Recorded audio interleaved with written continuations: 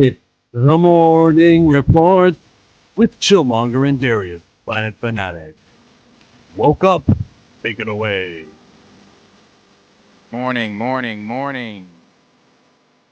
Good morning to everyone that is out there. Everybody coming in, everybody just waking up, rubbing all that sleep out of your eyes. We're coming in for the morning report with you guys on another glorious Tuesday morning. Again, we are about to complete a month of the morning report after this week, and we can't thank you guys enough for showing up every day of this month and bringing in these reports with us. So, good morning. Hope everybody had a great yesterday evening. It is a very slow news day today. The day today is very slow. If it's not Spider-Man, it's not much going on. But we do have some things that we'll get into with you guys. We're going to talk about Temuera Morrison begging Star Wars fans to beg Lucasfilm to bring him back. We're going to talk about Ice Cube and the critics' reactions to his remake of War of the Worlds. Try to do an MCU tier list. We'll do a trailer reaction. I guess Rob over at Comics Explained has tweeted some more things. We'll get into that. Part two. Yeah, part two. And we will also get into, looks like America Chavez, Miss Gomez, is being eyed over at DCU for a role on Teen Titans. Internally, Jurassic Park 8 is also being discussed, and we'll talk about a few other things. Other than that, Chill, how have you been since yesterday morning? Decent, but I still need to rub the sleep out of my eye. I feel that. I feel that. Feel that. Feel that. Get that sleep out. All right. Where do you want to start? Damn, part of me wants to go to Rob, but nah, let's keep Rob for later. How about we talk about the War of the Worlds Ice Cube movie? Okay, from the trailers, from the clips that I've seen, he's being terribly scripted. And the whole premise of the movie is that it takes place just like what me and Darius are doing now. They're on screen on a stream, uh, Zoom, Skype. What do you call those? A video call? Yeah, there it is. And like, we gotta purchase something. Okay, let me go to Amazon and then you see them log on to Amazon password, finds the item, credit card information, and then you see them go, okay, now that we're good. And I'm watching it and I'm like, dog, this trailer is a representation of what the entire film is. And I'm not gonna be for a whole hour and a half. No, I can't watch a movie like that. I don't know why Ice Cube took the job. I don't like his delivery in a lot of these. It's not his element, clearly. It's just a terrible movie that should have never been done. And they're not gonna recoup their losses on this one. I completely agree. I don't know. Would we get flagged if we showed that trailer? Depends on what the studio is. So yeah, probably. It's Prime. Prime? I don't know. I don't really talk about their stuff like Invincible or I don't know. Oh no, we will. We will. Invincible. That's right. They flagged me for Invincible. They did? They did. Yes, on the delivery and everything else that you said. I've never really thought that Ice Cube is like the best actor or a good actor at that. I think that he fits in with stuff that he's done as obviously like all the Fridays, some of the other things he's done right along the movies he's done, they fit him, like Fist Fight, that fits him. There's other things he's done that fit him. This, to me, like you said, I didn't watch the film, but I did see the trailer, and the trailer was enough for me not to get in it. Like you said, his delivery just in the trailers was like, this is not his element. This is not something he should be doing. He even looks crazy on the poster to me, but that's just me. Won't be checking this out. And if I wasn't checking it out before, after the critics' reviews, I'm definitely not checking it out. Someone had said in one of their reviews that they hope that Ice Cube melts for how bad that film was, and et cetera, et cetera. It just, again, it's at a 0% right now, 5%, 0% on Rotten Tomatoes. Was he Pretty even bad. in the room when his co-workers were giving their line? Because he doesn't even sound like he's talking about to them in the same levels that they're speaking to him when they'll ask a question or when he reacts to something they say. It was so off. Disgusting. Like one of the worst movies I've ever seen. And Ice Cube did start off with those roles, Doughboy, even in the Are We There Yet role where he was with Neil Long. Even that, Calvin? What was his name? No, that was his name in Barbershop. No, it wasn't. Yeah, that's right. It was his name in Barbershop. His name, I don't remember his name, and I haven't seen Are We There Yet in a while. That movie, though, like, you know, I get why you would cast Ice Cube for that. But whatever he's trying to play here, you're supposed to have a flash drive. I don't have a flash drive. Who doesn't have a flash drive? Oh my god, it was disgusting. So Terrible. you watched it. You watched it though. Yeah, Okay. I watched the trailer. Oh, just the trailer. Okay. Okay. Yeah, no, it's at a, like I said, 3.2 on IMDb, 1.3 on Letterboxd, 0 critic score, and 12% audience score, a rating on Rotten Tomatoes. Yo, salute my cup raised up to those who watched the movie on Rotten Tomatoes to give that audience score. You did it so we don't have to. Yeah. Someone said, I watched it because of the name alone. Man, was I disappointed. It's lacking so much action. The whole idea of almost every scene being shot like it's on social or from a computer was awful. The aliens were awful. The whole of them was awful. I thought it would only be like that or be like what it was just for the beginning part of the movie, but nope. He literally sits at his desk the whole movie until the end. An absolute insult to the original. I really hope Amazon stops doing whatever this is. Oh, it's Amazon. It's not. Oh, that's Prime. Yeah. Well, if I see a remake like this again, I will sue. Is Amazon? I mean, is War of the Worlds the Tom Cruise movie from 20 years ago? It is. It is. Too bad. Yeah. Someone said it was literally the epitome of awful. Someone said it's fucking hilarious. It's a must watch. Someone said you're all wrong. It's amazing. Cope. Okay, one of the 12%. I guess so. Just hearing how terrible it keeps me from watching it. This person said, well, they warned you in the trailer when they said it's worse than you think. Well, they get worse. I mean, people get meaner. Someone said, if you think these comments are mean, actually go to the IMDb comments. They're diabolical. Yeah, so, I mean, I won't be checking it out. Like I said, I did watch the trailer. I just think this is not Cube's element. Has he promoted it? Has he gone on any of the talk shows? I've not. I'd like to see him defend it. I want to see it. What is it like when? I mean, if he knows, if he's tuned in and he's like, "Oh, they all hate my movie." How does Ice Cube respond to that? Or is he like, "I'm an actor. I get paid regardless. I'm getting paid to be here." Yeah, I bet he's thinking he's getting paid regardless for this, because it's just like, I mean, it's a War of the Worlds remake. Was it his idea, or was he approached just to star in it? Yeah, Prime would approach him to star in it. So I didn't know if he maybe went to Prime and said, "Hey, I want to do this remake." Because if that's the case, okay, I was gonna say, because that's the case and that changes things, then he should feel away. But if he just got approached them to act in this, it's like, I already got paid, brother. I didn't write this. I just did what they told me to do. So whatever they paid him is not worth it, because you need to have a good reputation. You got your basketball league. Like, he's been having such a great year with the baseball game performance during the World Series. And then if you look at how he scored Dwight Howard for the Big Three, and he's been doing lots of media positive portrayals, positive appearances, and then we get this. Ice Cube dropped the ball. Yeah. I mean, but hey, you guys let us know. Are you checking out War of the Worlds? Are you going to be watching on Amazon Prime? It's there. Maybe you could be the one that likes it and add to that, make it 13%. But we've also got other things on the docket. What else is on there? What's next? Would you like to shift to? Temuera Morrison needs fans' help. He does.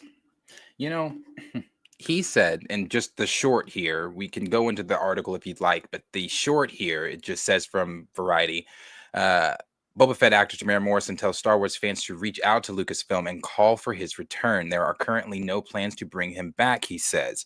He also says, I think we really have to treasure those moments now, all of you need to send a fax or a letter or an email to those powers that be at Lucasfilm. I'm sure they'd love to hear from everyone. Please give Temuera Morrison another chance and put them somewhere.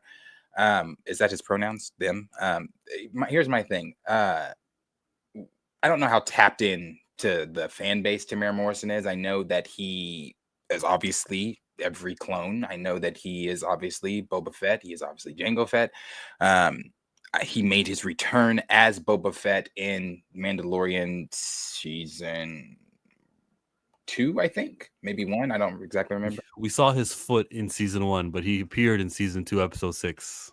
Okay, season 2, episode 6, with that badass fight scene with the stormtroopers that he did.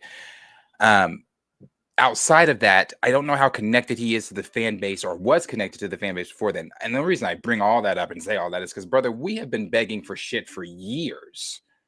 We've been asking Lucasfilm for shit for years. We've been sending those fax and letters and emails and tweets and everything. Some people threats, and it doesn't matter what we do as the fans. Lucasfilm is obviously going to do what Lucasfilm wants to do. So I think whatever it is, you, Temuera Morrison, would have I don't know if you've done this, you would have a better chance of actually knocking on Lucasfilm's door than us as the fans. They don't give us shit at all. At all. And I think it is also very sad if he's not being used. We're having talks of a book of Boba Fett, sorry, an Obi-Wan Kenobi season 2, which I don't think should happen. I didn't think 1 should have happened, but I don't think 2 should happen. But if you're doing 2, I've seen people saying, okay, well, this is an opportunity to bring in Cody. There you go. You could have Cody come back, or where's Cody been? You know, we had, what was it? Bad Batch, or season 7 of the Clone Wars, episodes 1 through 3 of season 7 that touch on the clones and Stecco Minor and where Echo was and all that kind of stuff. You kind of see Cody in episode 1 juggling with the Order 66, the command, and what it meant and how clones were defecting and things like that. But we know in Legends where Cody went. In Legends, Cody ends up part of the Empire. Obviously, Legends doesn't matter. And this new canon, we still don't know where Cody's landed. That could be answered here, so you could cast him there. Yeah. Ahsoka season 2, you want to have him as Rex and some flashbacks that we're hearing we're supposed to be getting anyway. You have that. So, I mean, I don't know. There are jobs that he could have. Boba Fett's not dead. So, I don't know. If I expand my mind and I remember that Mark Hamill said, I'm done with Star Wars, that's it. And then we got to see, the deepfake stuff at the end of season 2. So this could be more so of that trickery. Guys, I'm begging you, please let Lucasfilm know how important I am. They want us to not believe he'll be in Obi-Wan Kenobi season 2 where he is Cody. So could be tricks. Very well could be. I mean, I think it's the smartest thing to have him in season 2 as Cody. Doesn't make sense not to have him in season 2 as Cody. It doesn't make sense to have a season 2, but if you're doing it, why not? I don't think it doesn't make sense to have a season 2. I know we're talking about this character in Temuera Morrison, but you can still do a season 2. Just don't repeat things from season 1. You don't have to have Baby Leia. You don't have to do retconny stuff. Qui-Gon Jinn should not appear as a Force ghost. Just stick to what's supposed to happen in that time period. Make it realistic, and maybe a little bit more scenes with Luke. See the developing relationship between he and Kenobi. They're allowed to interact sometimes because they knew each other when we watched New Hope, Star Wars. This is true. They did know each other. I mean, to an extent, though. Luke only knows Ben as Old Man Ben that lives out by the dunes. Crazy Old Man Ben that lives out by the dunes. His uncle in comics, which these comics are canon, has told Ben several times, because Obi-Wan would also constantly try to bring him gifts and toys and things like that. And Owen would always tell him, stay the fuck away. We don't want your help. Stay away from Luke, blah, blah, blah. So they didn't really interact like that, which is, I'm not going to go into the stuff I hate about Obi-Wan, but I mean, it's fine if they do. It's just for one day. one day there's a threat, and that's why Obi-Wan says, yo, I gotta keep close to where you guys live. There's a threat. So hey Luke, what's up? And then Luke's playing with his toys and he goes, hey, your name is Ben, right? And they can chat and they can have a little moment like that. And the reason he thinks he's crazy is because I don't know, he was using the Force to keep an enemy away. And he was like, look at me, look this way, don't look that way. And they're like, oh, I just this can't. Ben. I can't rationalize with it. I can't, just because it's just they've broke canon so much that any more canon breaking, like the fact that Luke even saw a lightsaber, breaks canon. He never even should have seen a lightsaber. He didn't even know what it was when he picked one up in episode 4. You would think, I'm being chased by a lunatic with a red lightsaber that's trying to kill me and my family. That's something I'm going to remember even as a 19-year-old. Hey, Ben, this is the thing I got chased with when I was a kid. But see, now we're adding things that should never even be. So when Ben is interacting with Luke, it's like, heart stop. Why is he interacting? He's supposed to be watching Luke from afar and protecting him from afar. One, the Larses want nothing to do with Obi-Wan. They blame Obi-Wan for the death of Shmi. They blame Obi-Wan for the death of Anakin. They blame Obi-Wan for the splitting up of the twins. They don't. So it's just like him interacting with Luke is a no-no. Him even going on that side quest with Leia, that never should have happened. He didn't even know who the fuck she is. She didn't even know who the fuck he is. So it's just a season 2. What are we doing in season 2? Are we going to Dagobah? What are we? Station. More. I mean, it's just like, I don't know. But put Temuera Morrison in it somehow. Maybe he put can him in it. Kidnap Luke with a mask on. So, I think Luke stays the fuck out of it completely. If you want to do a season 2, then you do. You can do like something where Obi-Wan maybe goes on a mission. I mean, it's not like missions aren't had in the comics. He fights Chrysanthemum. That's the reason Chrysanthemum has that slash over his eye. You could expand on some of the things like that. There are things that happen, like Boba Fett himself goes after Obi-Wan during that time because of Vader's obsession with Obi-Wan and the obsession with trying to find him. Even in the comics, he sends Boba Fett to even investigate who Luke is, to find out more about. So you could expand on some of that stuff. It's just, I don't trust them. Obi-Wan's gonna fucking go back to Coruscant in season 2 and speak to the Senate. And there's rumors Liam Neeson's coming back. So okay. I just was yesterday years old when I found out that he said that he was chasing down a black man when, I guess, his sister died in a car wreck with a black man. And I maybe correct me if I'm wrong, the black guy fled or something. And I thought it was his friend, but it was because. okay. And then he went to the pub every night with a bat, going like, "I'm gonna get a black bastard," and it didn't have to be the specific one. It could have been anybody. Yeah, that.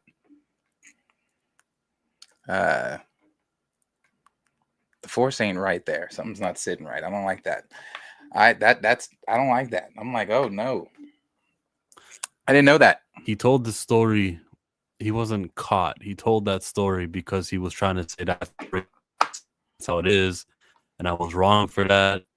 And he didn't actually end up doing any of the harm, but he was just like talking about the rage that he felt and the ostracization, how easy it was to dip into that. And I was like nodding my head like, oh, this is great. Like, this is actually nice to know that you can go from that mentality, learn your errors, and then not participate in that in racism again later on in your life.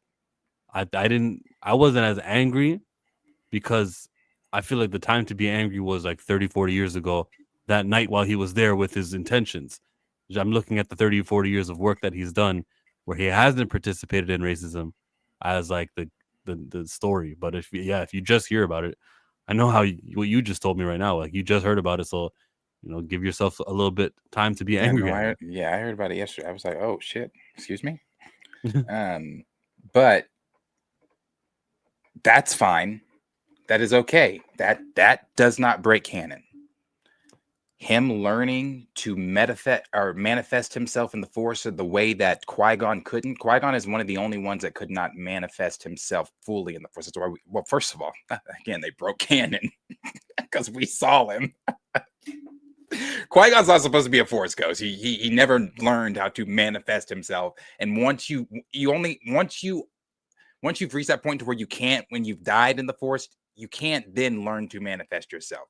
That's why he's only a Force ghost. That's why Yoda only hears his voice. Anyway, so I guess, sure. Qui-Gon's there in Force spirit and ghost and shows him teaches Obi-Wan how to manifest himself. That's a part you could add to it. I even forgot they showed him. Really, that made big news. Then oddly, Liam made a cameo in Atlanta joking on that.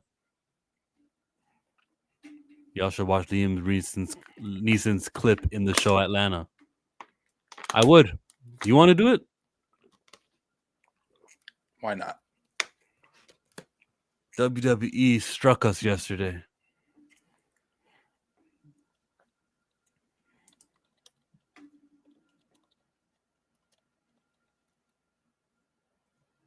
Liam Neeson, Atlanta.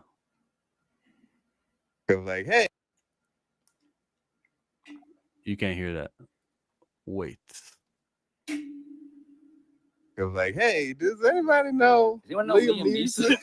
Okay, Liam Neeson thing is one of my favorite things that a celebrity has agreed to do. Inspired by a real interview that he did. An incident nearly 40 years ago where a very dear friend of mine was brutally raped. I had never felt this feeling before, which was a primal urge to lash out. I asked her, did you know the person? It was a man? No. She said he was a black man. And after that, there were some nights I went out deliberately into black areas looking to be set upon so that I could unleash physical violence. Liam Neeson says he's not racist, that's in quotes, after admitting he once set out to kill any black man who provoked him.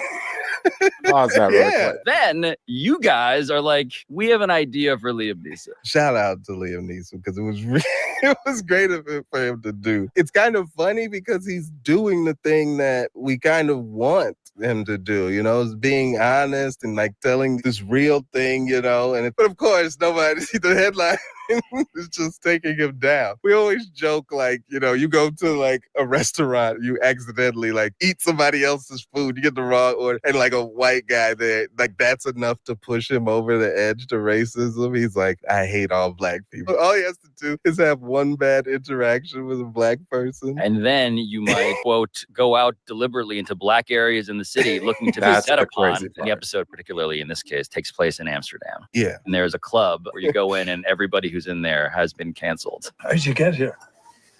I just followed the local. What'd they do? What you mean? Well, did they strangle a fan? Shag a teenager? How'd they get in? Thank you. No, you don't have to say. It's fine. It's your business. Well, now I feel that way. Because you tried to ruin my career. Didn't succeed, mind you.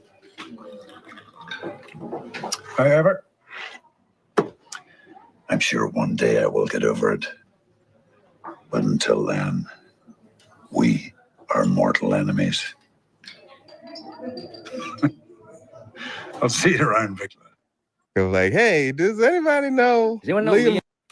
Maybe I have to watch Atlanta to get the context, but I don't think it was that funny.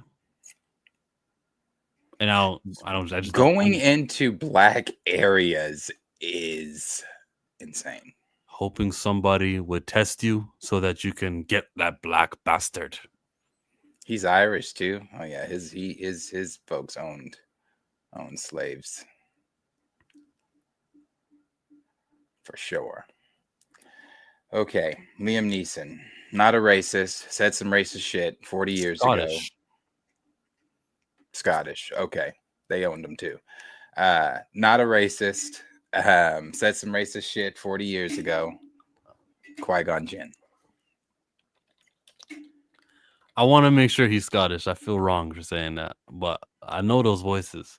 Well, Northern Ireland. That's where they got us. He's from Northern Ireland. So he's Irish. There's a little bit of a difference, but sure, yeah. Ireland And Northern Irish, Ireland? Mexico, Northern Mexico. Oh no, there's actually it's like a separate country. It's like okay. Sorry, didn't know it was. Don't kill me on my geography. Didn't know it was a completely separate island. I tend not to pay attention to colonizing places, but did not know that. Yeah, I think they're part of the United Kingdom with Scotland, Wales, England, Northern Ireland. I believe are part of that. All right. What's next? What's next? Well, you did say something. You did say something that made me think of today's this or that. When you talked about trusting them, and you don't trust them. Who do you trust more? The choice is yours. You can get with this, or you can get with that. You can get with this, or you can get with that. Yeah, Temuera, Morrison. Who do you trust? Dave Filoni, Jon Favreau. Type it in. You got the control of Lucasfilm. You're the president, prime minister of Lucasfilm. Now you get to hire somebody to create all of your Disney shows, all of your movies, the brain. Who is your George Lucas that you hire? You choose between Dave Filoni, Jon Favreau, and they can't tag team work together. That's not an option. Chat, this or that, Dave Filoni or Jon Favreau. It's a hard one. It's a tough one. Both know their stuff. One knows his stuff a little bit more, Dave Filoni. But when it comes to making movies and TV show entertainment-wise, Jon Favreau is what, 100%? Has he had a dud? So you could go with this or you could go with that. And when it comes to the Kenobi show, who would you rather have? Are you asking me? Yeah.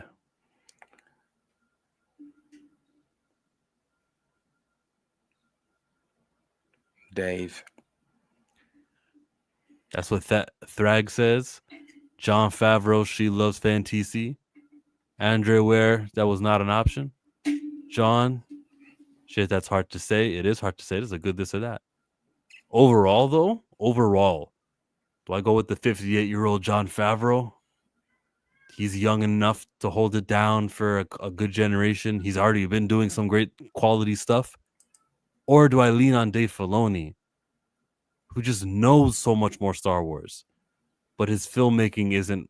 What do we need right now? We need filmmaking. We need quality entertainment and not deep reaches into the lore. We don't need things like references like that. I think Jon Favreau might be the guy if I could make him the president. And unfortunately, it means that I don't get Dave Filoni in my scenario of this or that. They can't work together. So Jon Favreau, if I got to choose between the two. But chat are very heavily behind Dave Filoni. Next to the maker, he's the next best thing.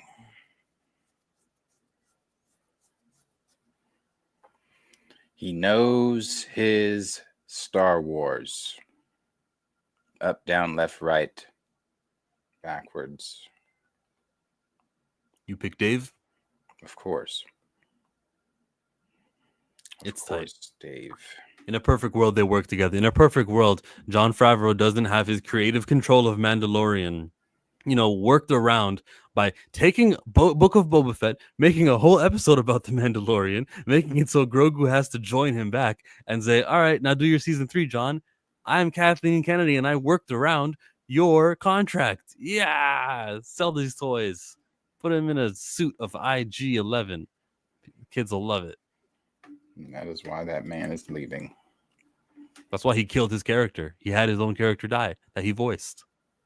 Yep, he's done. He's like, I'm out of here, and I don't blame him. I wouldn't want to work over there either. Like, I had a whole thing set up, Like we were going to do this whole thing with Luke, and the return with him and Grogu probably would have been triumphant, whatever it was. You know, I'm probably thinking by now we still would not have seen Grogu, and I'm okay with that because we would have known he's with Luke.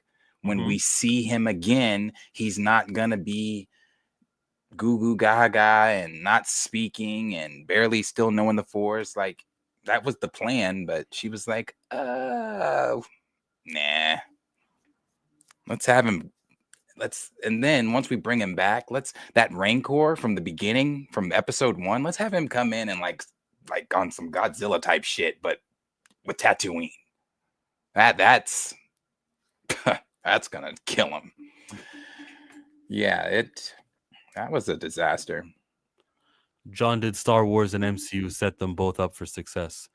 John, Dave knowing hasn't made a lot of difference in my opinion. Yeah. That's not wrong either. You know, Dave definitely has a slow burn to him.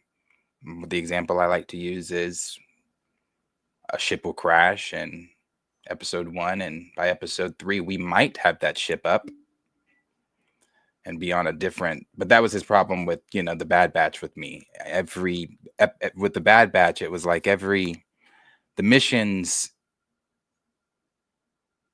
felt like I was playing a video game.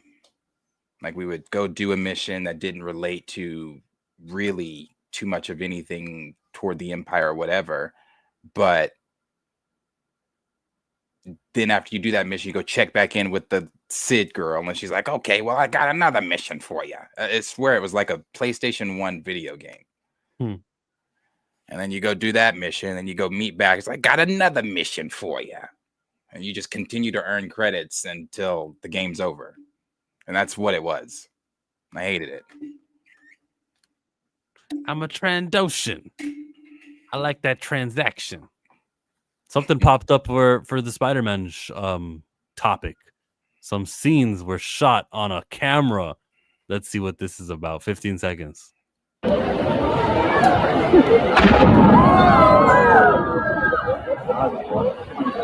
Is this real? Yes, they are doing practical swinging.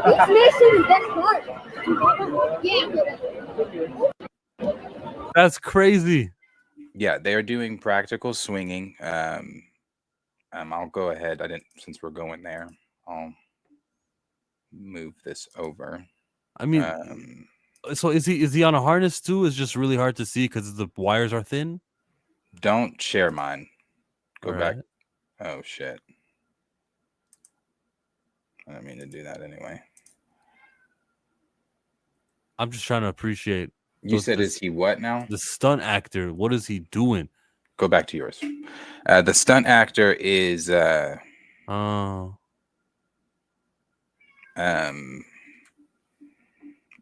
don't know, practical swinging for whatever scene they're filming currently. I know Punisher wrapped, so Bernthal should be there this week. I don't think they're showing a lot. This makes me appreciate what's happening. I'm not gonna have the emotional context, the weight of what he's swinging towards or away from. It's just cool to know this is how the movie makes swinging happen. I'll forget. Yeah. They there are some things that have been said about it. Like I said, the Punisher will reportedly get new weapons for Spider-Man Brand New Day, have high-tech gear, and a tank to help fight bigger enemies. Again, reportedly, he's in one of the tanks that he's supposed to be. Obviously, Bernthal's not there, but in that scene when they do the close-ups, Bernthal will be there in that swinging scene that they're currently filming. This is all, I guess, supposed to wrap into the big Hulk fight. Don't really care about the Zendaya stuff. She's there, but she's not.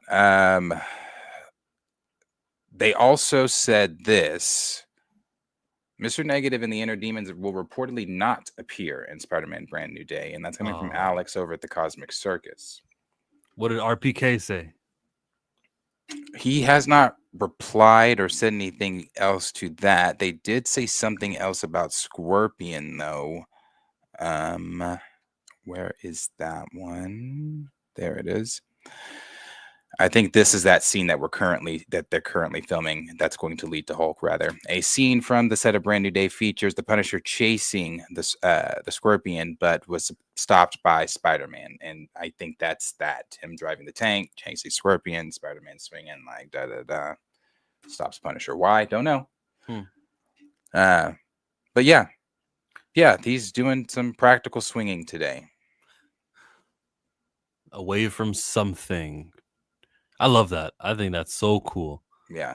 Whoever made that contraption, keep him, because we need him for other movies that have swinging or stunts like this. That's cool. Yeah, that is really cool. So that's what's going on with Spider-Man today. Nothing new. Yes, Grand Regent drag Scorpion. Michael Mando, Scorpion, the guy that was revealed to be Scorpion at the end of the first Spider-Man Homecoming. He is reprising his role finally as Scorpion, and from what he has shared on his Instagram page, he's supposed to be getting the practical suit. Some people think that the Venom symbiote, I know My Time to Shine Hello, I think it was her, might have been Daniel, that said the symbiote suit is supposed to maybe fuse with Scorpion first and then Spidey. I don't know if I believe that, but he did share the image on his Instagram, so I don't know. That would be super cool to see. Imagine if we also saw Venom, not just Venom. Let me start that again. Scorpion. If he was in She-Hulk being defended by her, and she's the reason why he gets out, and we'd have like something that built towards this moment, something else aside from a 2017 movie. I think that would have been like a good world building inclusion or usage of your TV shows. A lot of the cases She-Hulk took weren't relevant or referenced again. Like she helped out Wong, and Abomination wasn't really relevant to that Hulk movie we watched in February, Brave New World. Abomination wasn't used there. I think that with a little bit of planning and inclusion and telling your story writers of one TV show this is happening in your other movies and TV shows, just having the trust, because leaks are still going to come out. Just trust that one showrunner.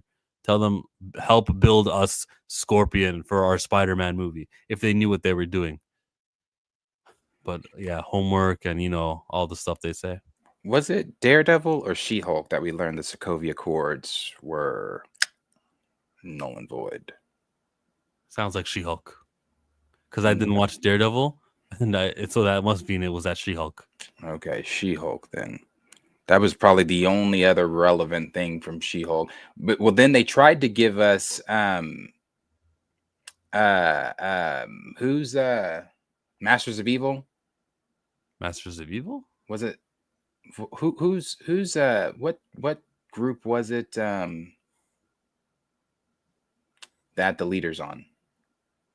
The leader is part of a group. It's the Serpent Society. Oh, it wasn't Serpent Society. Who were they teasing in She-Hulk? I don't know. Oh, I don't remember. Intelligentsia. They were teasing in the Intelligentsia and She-Hulk. That didn't go anywhere either. No. But it was in She-Hulk. Yeah. I went back and watched the Titania fight between her because I got the very, very, very dope Titania Marvel Legends figure, and they just really didn't do either one of them. Just Lord have mercy.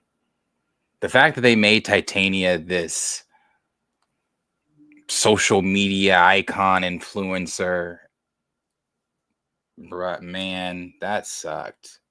That sucked. I know you said you were going to do a tier list. Titania's on the Masters of Evil. Let's do somewhat of a tier list right now. With Absorbing Man and this is from the the outline that they've got. Tell me if you liked, disliked, or just middle. WandaVision. Wait, what are we doing? Just tell me if you liked it. WandaVision. You know I love WandaVision. Falcon. Hate that show. Loki. Love that show. What is this? Is this the tier list? No, this is the quick. You're prolonging it. I just want to get to a point. Hawkeye. Don't like it either. Moon Knight.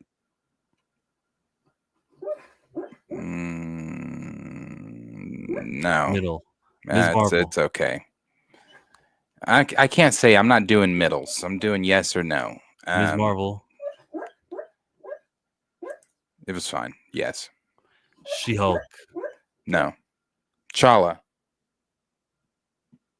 Secret Invasion.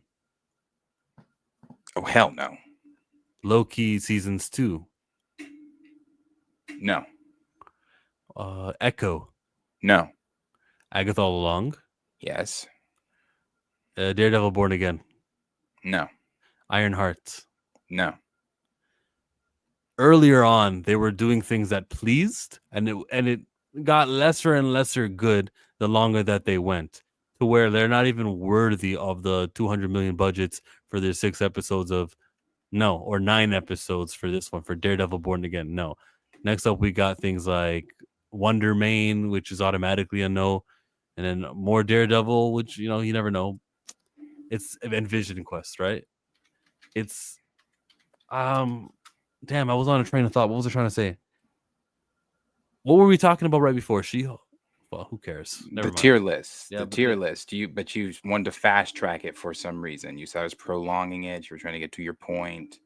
Yeah. My point is that they suck. They used to be good. They used to please. And then they started losing their interest. We started losing our interest, so it sucks. Mm-hmm. Yes. Yes. Yes. So,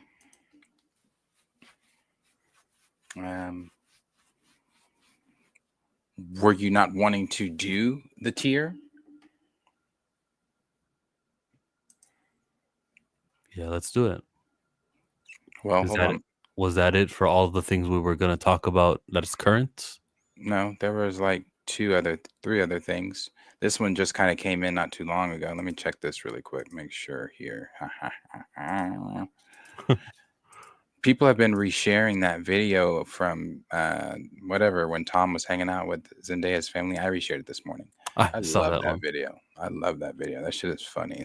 They said his spider senses is tingling. Oh, funny.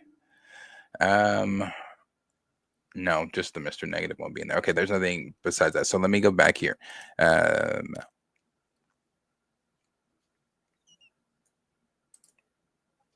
Universal is discussing internally Jurassic Park 8. And this is an inside rumor. Multiple ideas for Jurassic Park 8 have been discussed internally after the success of Jurassic Park Rebirth. No other details than previous updates explored.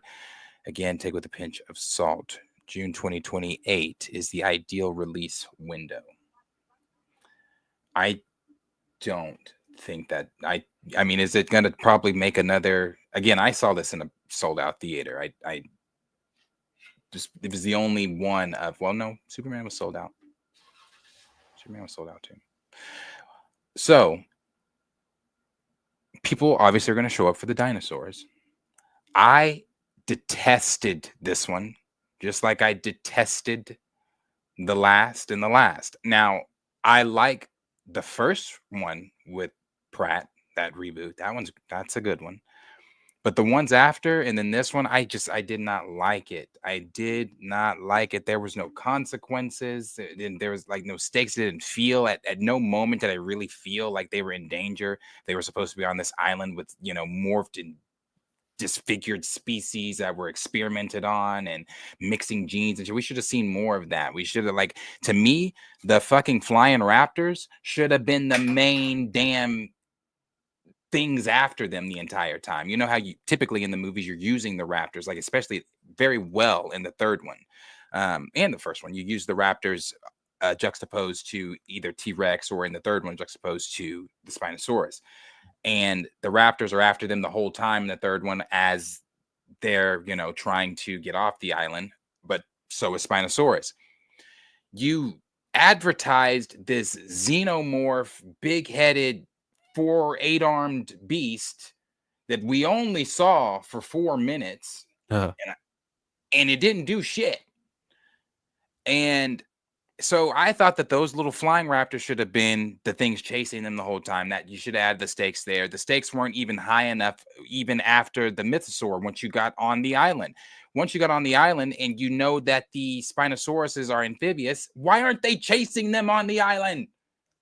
It's like, what are we doing? And then, like, there was even the moment where they were in that puddle and they were talking, and then that eel thing came. Why not use that? Like, there were just no stakes. There was nothing. It was like literally get to the little docking plane, and that's it. And then on the way, we'll sprinkle some dinosaurs because hey, it's Jurassic Park.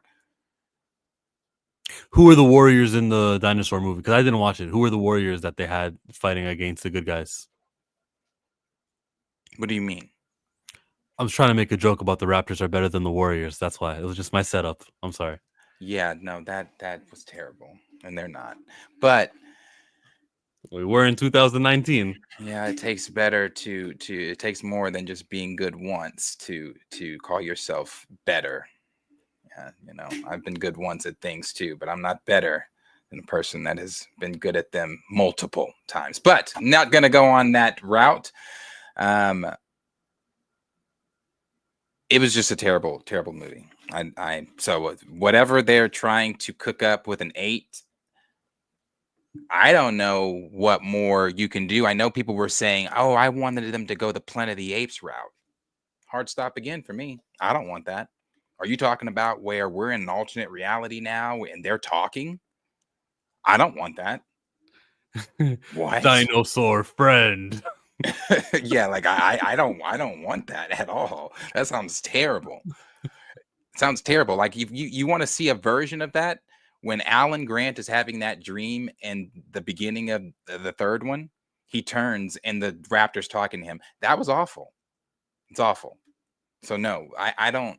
We're talking like, so you think Mark Wahlberg's Planet of the Apes, where he shows up at the end and they're pulling up in cars and dressed as police officers and holding guns and shit? Are we talking that for the dinosaurs? Because if so, bury Jurassic Park. It should have stopped at the last whatever one. What if they were smart? Okay, imagine this. A dinosaur he's been trained to communicate. He's been trained the language of English. And then he's like uses his claws against a rock and he spells run. Like, whoa, he can spell. Like, okay, he can't speak. He doesn't have vocal cords, but that's his form of communicating. I don't like that. I think that would be cool. Then you see another smart dinosaur, except he's evil. And then he says something like, stop, or he's at the scenario where he okay, yeah, it's literally Planet of the Apes. Get your stinking hands off me, you damn dirty ape. And then the shock of no, and then the audience, oh. So we're doing that again, but with dinosaurs. I won't be there, but y'all tell me how it is. Look, what do we just look at? 700 million right now. It's still going to be growing. There's going to probably hit 800. It could be 900. They'll be fine. The international audience has not given up on Jurassic. If you will indulge me, is it okay if I check out the market for China? Sure. 75 million. I was wrong. That's not that much. It could be doing a lot better than 75 million. Yeah. Well, it's fine. You want talking dinosaurs? There are 16 Land Before Times. Yeah. And how many times has the Power Rangers returned to a dinosaur-themed season? That was in the 90s Super Mario film. Yeah, no. Super Mario film evolved dinos were the villains. It was that. There's also that buddy cop film with Whoopi Goldberg and those futuristic dinosaurs where her partner is a dinosaur and they're investigating a murder or something. Yeah. It's the dinosaurs from the TV show Dinosaur, where they like had the pink little ugly baby. Mom and dad worked. You don't remember that show? No. Whoopi Goldberg's filmography is way all over the place. Yeah, it is. Little Rascals. Little Rascals. She's supposed to be her mom. She was one of the kids' mom in Little Rascals. Yeah, was she supposed to be Dreadhead's mom? Maybe. I don't remember the kids that much though. But yeah, she was on Mom, and she was on Prime. She was on the show Harlem. That was cool. Darius with the terrible memory deep cut. Theodore Rex. What does that mean? I think that's the dinosaur's name. Buckwheat's mom. Buckwheat's mom. Yes. She's Buckwheat's mom. I can name one other character on there. No, I can name two others. Alfalfa and Delilah. And Petey. He was the main character, right? He was Alfalfa's best friend. He was the leader of the Female Woman Haters Club. He grew up to make a YouTube channel, and they featured him on She-Hulk. You know Frogman is from here? Okay. But I don't know who Frogman is. It's not important. Just a little fun fact. He's in, is it She-Hulk? Was that? Yeah, it's in She-Hulk. She represented him, I believe. Frogman? Marvel? Yeah, I think that'd help if you put Marvel after it.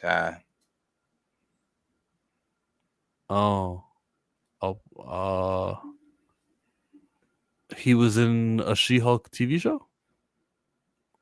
Yeah, he was she represented him, but they didn't call him Frogman. They called him Leapfrog or something. Because his suit was being made, and he didn't follow the instructions for washing the suit, right?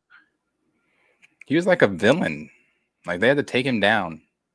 Her and Daredevil. She-Hulk? Yeah, her and Daredevil had to take him down. Oh. Okay. It was in his episode or something. Yeah, his Marvel Legends figure. I watched every episode. I should remember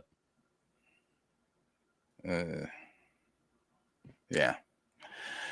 Yeah. So anyway, Jurassic Park, that's what they're doing.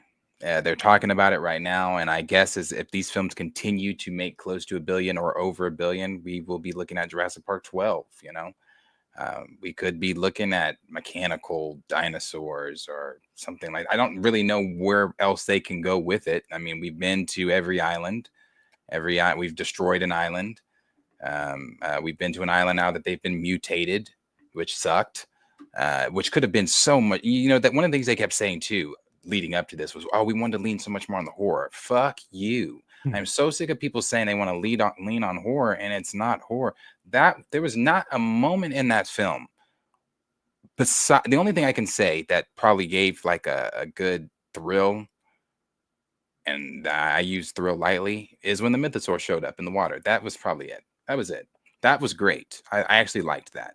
But the death scene in it was awful. You killed 2 people. If I said in the movie theater, if they had balls, that little girl would have died.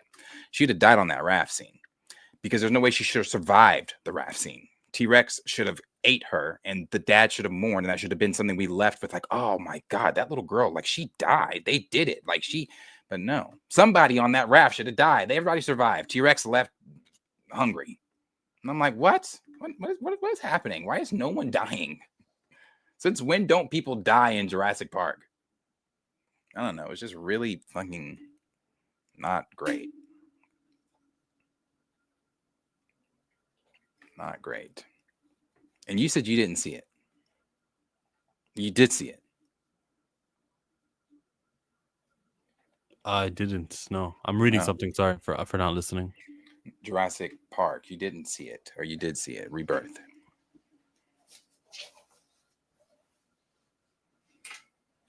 You saw Rebirth? I didn't see it. You didn't see it. Well, save your money. Next thing, Star Wars thing, the last thing for the tier list. Lucas, and this is just kind of new, 57 minutes ago. It says Lucasfilm plans, and this is where I was talking about some people. Lucasfilm plans for the Star Wars New Jedi Order era have been revealed. It is similar to the Mandoverse. It will begin with Daisy Ridley's upcoming film. It will gradually build toward a major event that brings together characters introduced in past films. What that means, characters introduced in past films, I have no fucking clue. Because, and see that, I'm not gonna. I said I wasn't gonna be like "Rah!" today on topics, but as some of you know, and I'm gonna stay on this tone. As some of you know, I love Star Wars so much more than anything. I love Marvel, I love DC, but Star Wars is truly. It wasn't my first love. I loved Marvel before I even was introduced to Star Wars, but after being introduced to Star Wars, I was like, oh, like crap, this is amazing. So I love Star Wars, love it, love it, love it, love it, love it. They are treating this as if this is the multiverse, as if this is the MCU. What do you mean characters from past films? Star Wars is not Marvel. We're not moving. We keep going forward. There's no way to go backward. Now, the only thing that's been introduced to us that is still a mystery to even us as fans, that we thought we were going to get more explained in Ahsoka season 1, maybe it'll be explained more in season 2. But that's the world between worlds, and we don't even really know how that works. And the one thing that they have stated over at Lucasfilm from Dave's mouth is it's not time travel. It is not a way to go back and fix things from the past. That's not how Star Wars works. So this whole thing of seeing characters from the past, I mean, maybe I'm over exaggerating, maybe because I don't have really the full context of that, but just those words alone in a place that I already am in as a fan of Star Wars, that sucks. That's terrible. That means, again, you don't have people in place that know what the fuck they're doing, that know what the fuck they're talking about.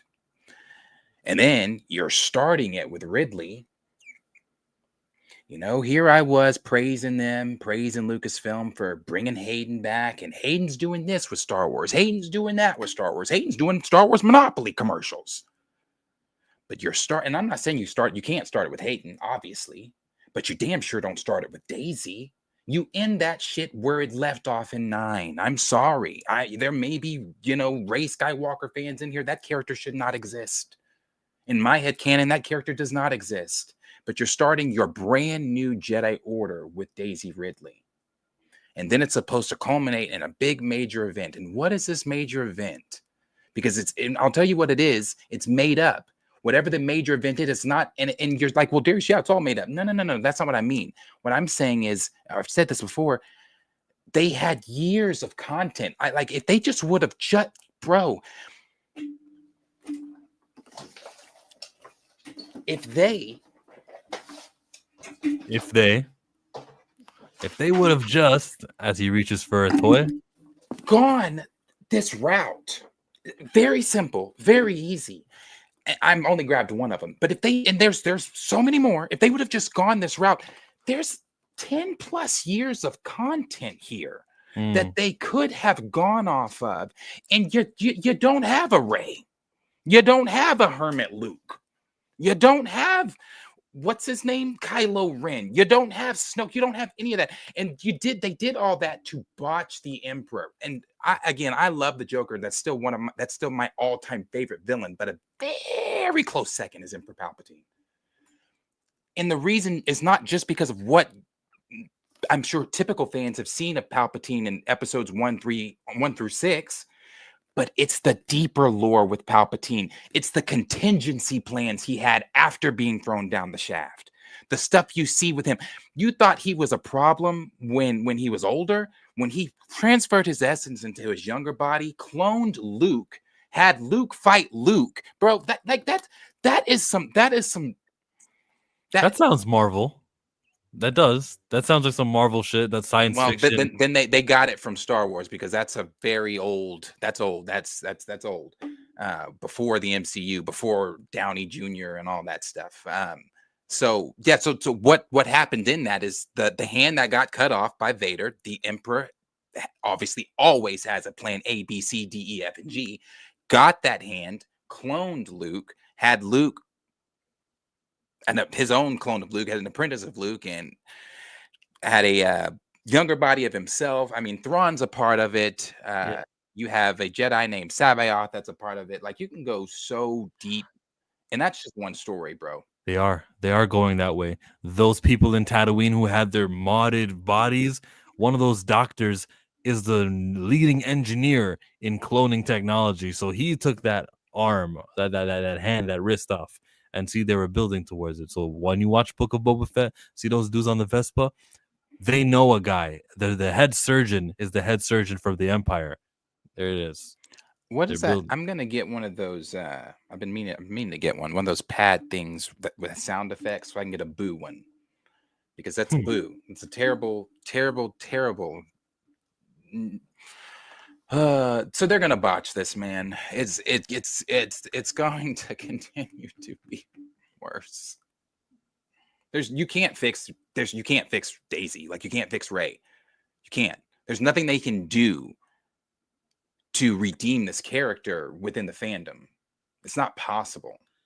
We need time away from her, and then I'll entertain. Okay, what's she been up to? Has she been reading the ancient Jedi texts? How can she help us in the world? Yeah. I don't want to give up on her. I mean, but how can I not give up on her when they made her Star Wars Jesus? And then Like, unmake her that powerful. Unmake her. But it's not even like, okay, so then what are we doing? Are we retcon? Because the only way I'm accepting Rey is if we not retcon her, but we strip all that shit. You want to bring Rey? Sure, bring her in. But she's not a clone. She's not Palpatine's granddaughter. She's not all-powerful Star Wars Jesus. Okay, so she was lied to. No, I said strip all that. Like, none of that shit exists. That story plot, none of that exists. You want Rey? You have to rewrite that completely. Rewrite that, because there's no redeeming that.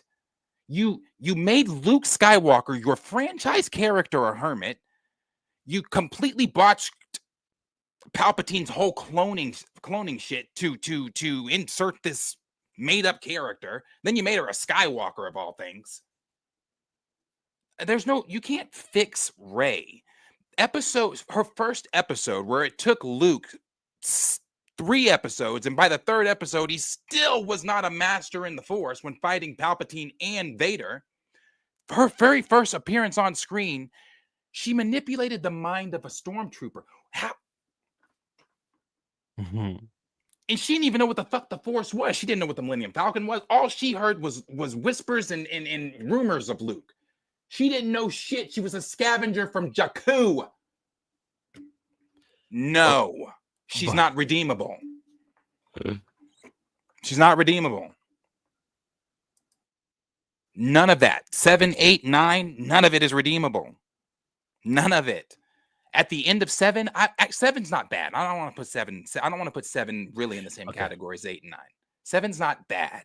You're right. I can explain 7. Yeah, it's not terrible. They're a Force dyad. So the first time Ben Kenobi, Kylo Ren finds her and he does that to her, that's when he awakened some of the stuff that Kylo Ren already knew. And that's why she could tell the stormtrooper, drop your weapons. See, it was after Kylo established a connection. Luke Skywalker is the son of the most powerful being, one of the most powerful beings in Star Wars, arguably the new father in Star Wars. So you're telling me that this scavenger from Jakku, who's a clone, by the way, she's not even really a real person, she's a clone, is more powerful than Luke Skywalker, and he didn't even know how to do any of that shit by Empire. I'm also not interested in seeing her, and if they never use her again, I'm not going to complain. Where's the Rey sequel you promised us in London in April of 2023? I need that movie. Nope, not there. What's Charmin Obeid-Chinoy been up to? If she was hot, maybe. Don't. Mara Jade, no. We're not going to pretend like sex appeal is not a thing that sells. It is. Like, if everything happened and she looks like Scarlett Johansson, I'm still mad. Oh, no, I'm still mad. That doesn't change anything. But Mara Jade is a character, too, that has major sex appeal in Star Wars. They're never going to do it. But well, they can't do it. They can't do Mara Jade. She's Luke's wife, and Luke's dead, and all that stuff. So, she's one. Talon is one. Talon, the sex appeal Talon has, we will not see that in that show. She's going to be covered head to motherfucking toe. But Talon's fucking hot. But she's not going to have that appeal. Yeah, the Twi'lek girl. She's not going to look like that in this show. So sex appeal really does that shit sells. And I saw something recently on Twitter. I say recently, I mean like 3 minutes ago, that Disney Plus is coming on September the 3rd, Lilo and Stitch. And dude said, that's it. Disney's showing WB the difference a longer theatrical window can make. Lilo is all set start streaming at no extra cost on Disney Plus on September 3rd, Labor Day weekend. 105 days after hitting the theaters and grossing $1 billion so far, something a Minecraft could have reached as well, but oh well. So I agree with this like notion that when you delay how long it takes for a movie to go from theatrical to streaming, when you stretch it and you don't make it 45 days or 60 days and tout my streaming service is so awesome because you can get the movies quicker than the other ones. Well, all you're doing is chewing away at your box office. All you're doing is training moviegoers. And that's not just for your studio, but for all studios, that these things eventually end up on a streaming service I pay for anyways. Streaming is the final destination. Streaming is the library that collects your IP. Don't put it in there after 60 days or even 90 days. They're doing 105 days and they're acting like that's a long time. But I remember when I was younger, it took a whole year for it to get to home video. I don't think that we should be celebrating this. 105 days is still short, but because it's better than what Warner Brothers does, where they eat into their movies, Minecraft, I think April 18 was Sinners, July 4th was the theatrical was the streaming release. So if I do math, that's 2.5 months. That's too soon. Let's wake up. Let's think about what streaming is supposed to be, and stop treating streaming the way that this article from Collider is about to treat streaming. So John Cena had a movie in 2023. It was called Freelance. And in the Freelance film, you probably don't even recall it or seen a trailer for it. It was a flop, but his flop is now one of Netflix's most watched titles, coming out of Collider, written by Ariel Sidorio. Before Cena returns to DC as Peacemaker, fans are tuning into this action comedy that was not only poorly received by critics, but was also a box office flop. Freelance, since its recently streaming release, it's found a second chance at success on Netflix, proving that not all films need the theatrical treatment to find success. It's not success if people are watching something on a streaming service. Actually, what we need to ask is, how come a movie from 2023 didn't go to the streaming service of Netflix, within that 90 days, within that year? Why did it take until now for Freelance to even get to Netflix? Because it was nothing. And they didn't pay for it once they finally got it on Netflix. They did not pay for Freelance like in the 20 millions and 30 millions of dollars. You got paid something like nothing. Why would you call it a success because people are watching Freelance? It's such a confusing, it's such a fake, it's such a lie. I wasn't even sharing the screen, was I? Here. Sorry, I had another tab saying the same thing. This is what I was reading. Excuse me for my poor streaming, but that right there that we just looked at, that mentality that, well, we got to get people to watch on streaming. And sometimes people will say like, Madam Web at Sony doesn't really perform well, or none of our Sony movies do. And then it hits streaming and it performs really well over there. But that's because no one's watching it in the movie theaters. Like, a streaming view is irrelevant. What did Netflix pay the studio for your movies? That's what we can measure success on. But if they take 2 years to end up on your streaming service, and no one else is bidding on it, freelance was not a success. The idea of what streaming is needs to be rethought at that company. And while it was cool during lockdowns and everyone was home, theaters were closed. I get why you would do day and date releases with like King Kong versus Godzilla and some of the other Space Jam 2. I think Wonder Woman 84 got a release on HBO Max, HBO Go or whatever it was. I understand why Black Widow released on Disney Plus. You could pay $30. That makes sense to me. We're not in that era anymore, and it's like we learned at the wrong time because Disney did launch in late 2019. We learned at the wrong time what streaming was. Streaming is the end. It's the library. It's the final point. It's where you can get someone to rewatch something because the new sequel is coming out in a few months. That's when you put your stuff on Disney Plus. That's when you put it on Netflix. When you want people to be amped for your new Avatar 3 movie, that's when Avatar 2 comes on Disney Plus. Avatar 2 should not have been on Disney Plus for the last 2 years. This should have been the year where you finally put Avatar 2 there and we go, oh, that's cool. Can't wait for the season 3. And then the trailer comes out for not season 3, but Avatar 3. Yeah. Streaming is just disgusting. Agreed. Never even heard of that movie. But it's a success on Netflix. Yeah. I'm glad you're not making the decisions, LOL. I wish you had a YouTube channel understanding.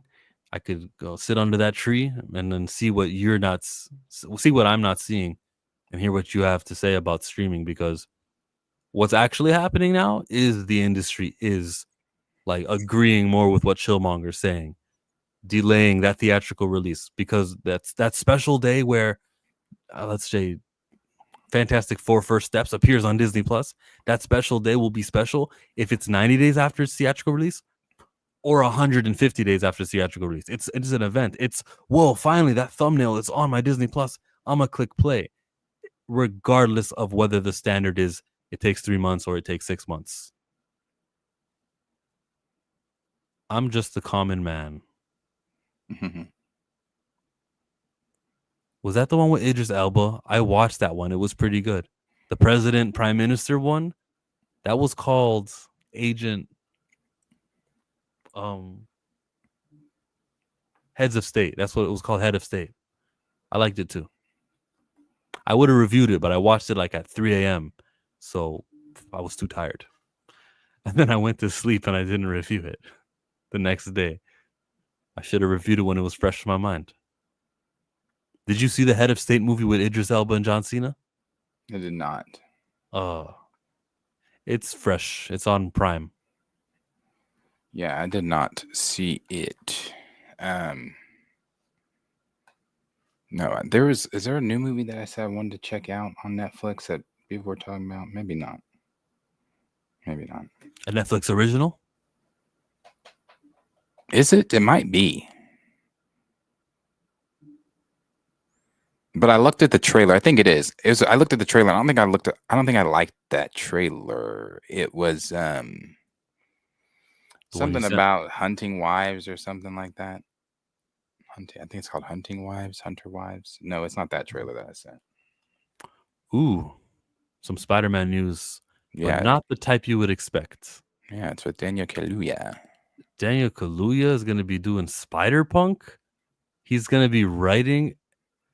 He's in the works of the set to reprise his role. Kaluuya will co-write the film with Ajay Singh.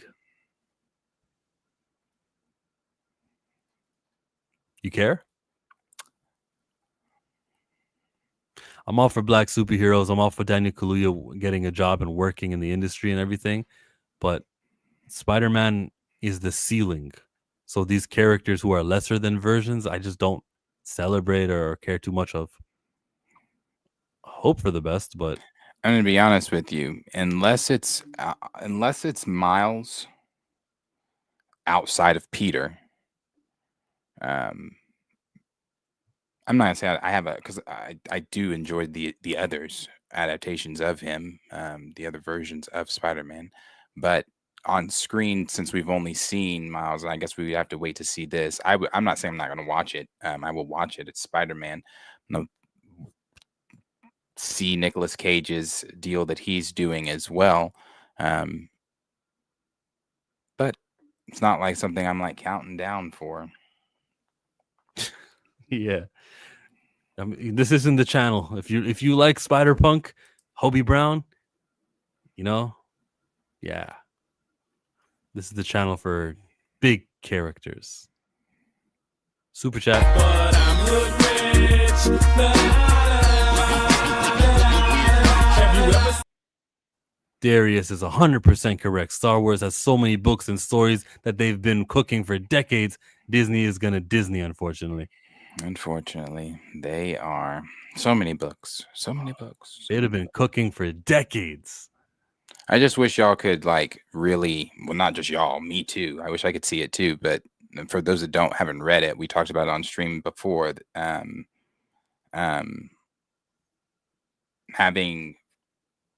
Having threats from the unknown regions come in, it's just there's so much they could do. So much they could do.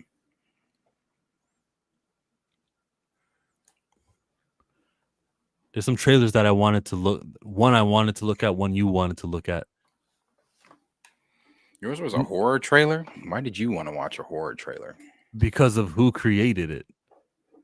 Shelby Oaks is the name of this one. Does this sound familiar, anybody? Who knows? Shelby Oaks. Matt Stuckman, or Chris Stuckman, sorry. Chris Stuckman is the executive producer. That is that YouTuber who does reviews on his channel. And now from the review to the trailer, let's see what he's got. Hold on. Don't play it yet. Give me just like 1 second. Maybe like 2. Okay. Only selling action figures and new rides at Disney. That's all they care about. What? Spider-Punk? I will totally start talking like that. What? Spider-Punk? I will totally start talking like that. He's not American, won't be watching. Oh, you're not a real account, Bucky's. You're not a genuine human being who believes. You're like your goal, the reason why you created this account and hit us with the he's not American, I won't be watching, is to magnify the divide between the diaspora. And that's why you wrote that. And that's why, like, that's what you exist for. That was your goal. And I will not stand for that. That's disgusting. Only Legos and toys. Chris Stuckman. I know. I said the wrong name. My bad. Get Stuckmanized. That guy's got a new movie. I'm going to watch his new movie trailer. I haven't seen it. I've saved it until right now. And he better not. A YouTuber better not copyright my trailer. Really? I'm not genuine? Absolutely, you're not. You're literally my enemy. You are the worst thing to happen to this live stream. To hit me with the, well, he's not American, so that's just not welcome. There's no diaspora clown. You pro-wax RE clowns? What does that mean? What? That's not why I wrote that. All right. Cool. Stuckman movie.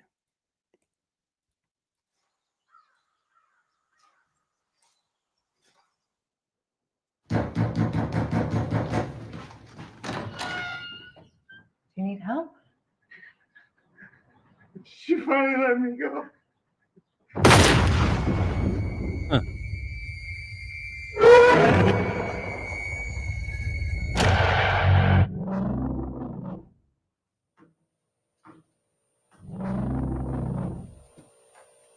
This is why I hate horror. It's the same thing.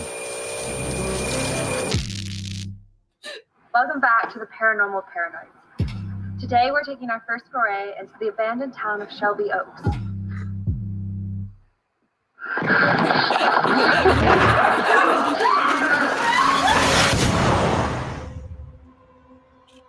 She didn't wipe the blood off her I've been searching face. for Riley for the last 12 years. I know my sister's not dead. Bodies were found outside of Shelby Oaks. Riley Brennan is still missing. The last night I saw her, she said she saw a man standing in her window, staring at her.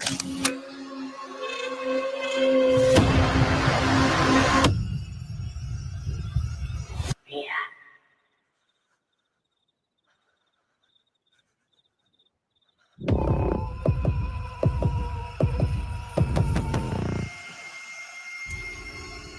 You live alone out here? Nope. Where is my sister?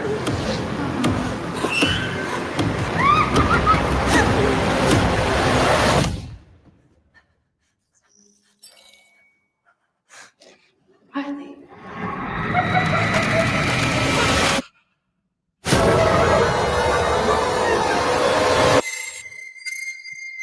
What was that?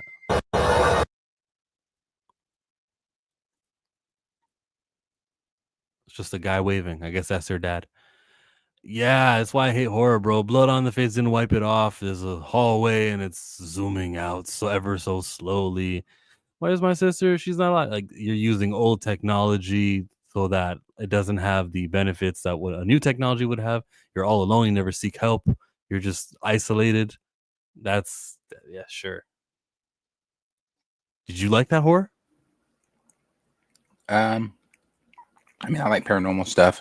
That's the best type of horror, in my opinion. I'd have to see it. It gave me more of like a Netflix original type of one of their horrors. I don't know. I'd have to see it. Like I said, I've said this. I'm critical when it comes to horrors because I want to be scared. Like I crave that. I want that. I clean a building and it's a bigger building. I want to be looking over my shoulder in that building if I go see a film that's a horror film. Like, I want to be like, what's that noise? I want to be scared to go in the building by myself. I want to be able to call a friend and be like, hey, I have to clean this building. You want to come hang out with me while I clean this building? That's the type of horror scared I want to be. And I haven't had that in a long time. So, are you allowed to do that? Are you allowed to have company at work?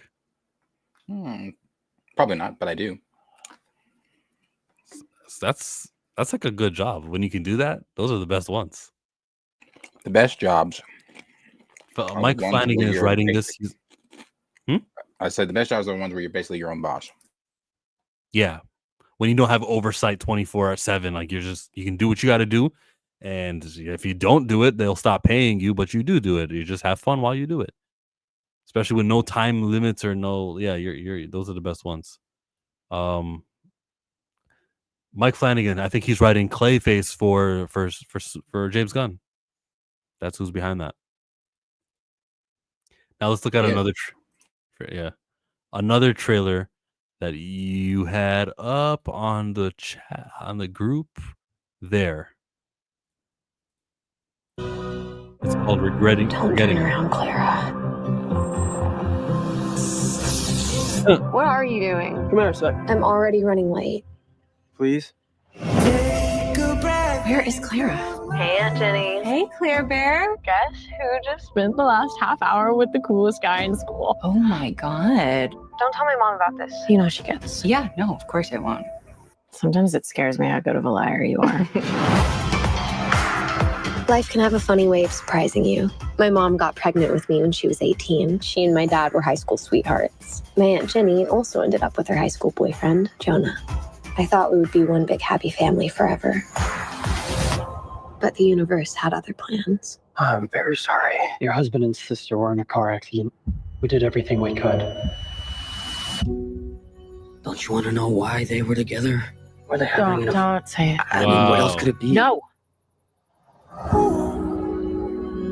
I just lost my dad and my aunt. I just want to leave. It's been a long year.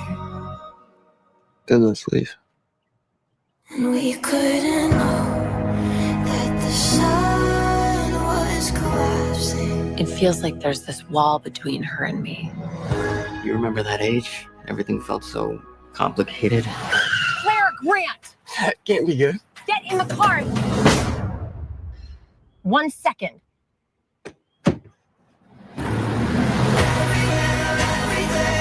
I just want to forget them. My mom's trying to make it like my dad never even existed. Tell her the truth. It would absolutely destroy her. Smiling feels wrong right now. Like it's too soon to be happy. That's not how I thought our first kiss would be like. How did you think it would be? Keep my hand in yours.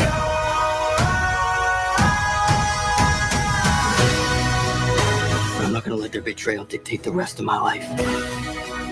You keep using me to piss your mom off, and I'm done with it. What aren't you telling me? There's a lot I wish I'd done differently. But I'll never spend 1 second regretting you. You deserve to be happy. Uh-oh. No regrets, right? Everywhere, everything.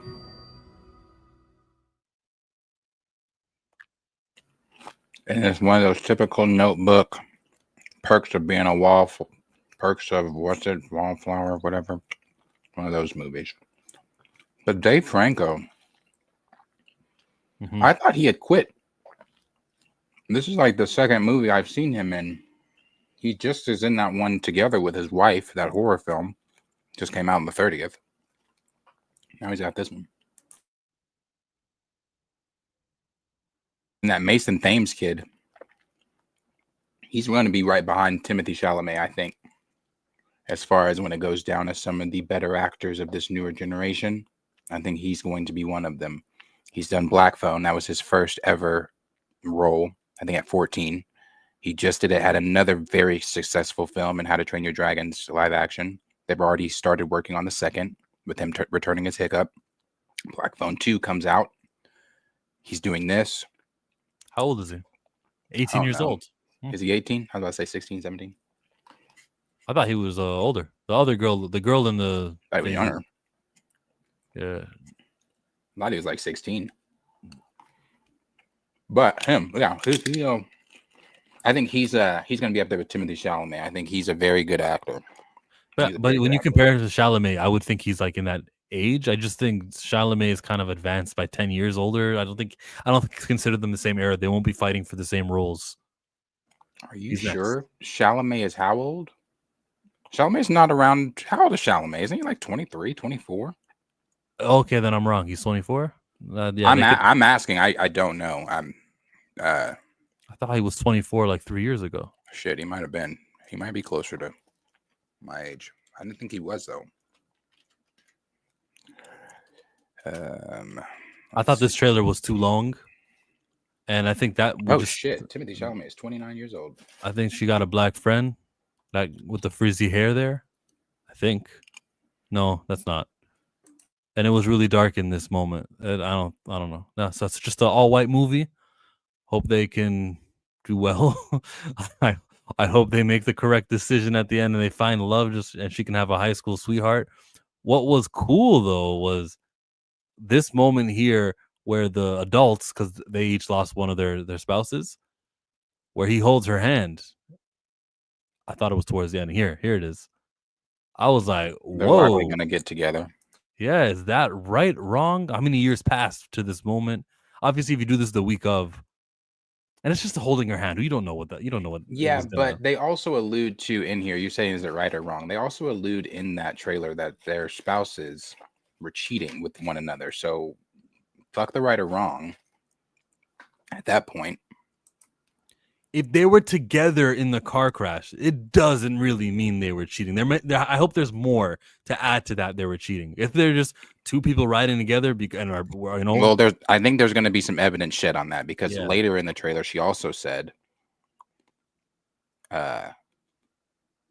he said to her, "You should tell her," and then she said, that would devastate her, and I'm sure that's what she's talking about. So then it's solidified. All right, then. You get to be sad and everything. Yeah, I lost my spouse, but I will move on. I will love again. Even if the circumstances are just an accident and no, there was no cheating, I still think like everyone deserves a chance to love again, or like the human body has needs. And I think it's not wrong to move on and have another relationship. And then, it's a sensitive topic though, when it's too soon. It's a thought-provoking trailer for regretting you, or regretting you. What was it? It was called Regretting You. October 24. Right when all those horror movies are going to be out. Right before Avatar 3. A movie just slips in there. No, he does not look it at all. He still looks like he did when he played Neighbors.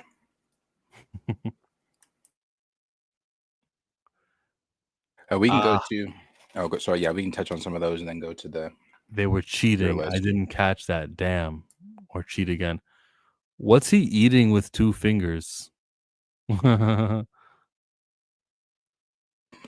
spicy Doritos. So you don't want to get all your fingers dirty on all the keyboard and a mouse? My mom passed. My dad got a new wife 7 years later. We still haven't spoken to him since. Okay, I think you guys are taking it too far. Mom passed. Well, I understand that was a comment that was put in there, but at the same time, we don't know the inner workings of those relationships either. To give an opinion based off of that comment, that is a comment where you say, hey, everybody's different. My mom passed. My dad got a new wife 7 years later. We still haven't spoken to him since. So we need what? What do we need to hear? The circumstances of his mom passing? Like, we don't know the inner working relationships of. I'm assuming he said we. I'm assuming there would be siblings or maybe other family members involved. We don't know the relationships of those people opposed to his father's relationship with those people. Him and his father's relationship, the relationship him and his mother had, the relationship him and his mother and his father had. The age. There's complexities. Maybe he's like his father is in his 70s and he found like a gold digging woman who's just there to collect the inheritance. We don't know the inner workings. The inner workings.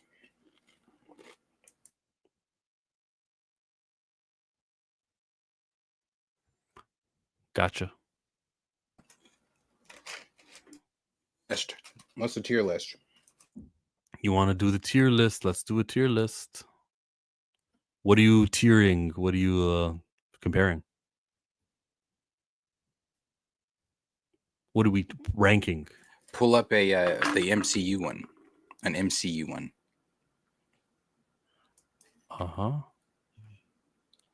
Animated Spider-Woman and Venom films are reportedly in development. See, okay, they're doing it again. Sony's gonna Sony. They're doing it again. They said we're not doing it just to reamp and do it again. You own Spider-Man. You own him.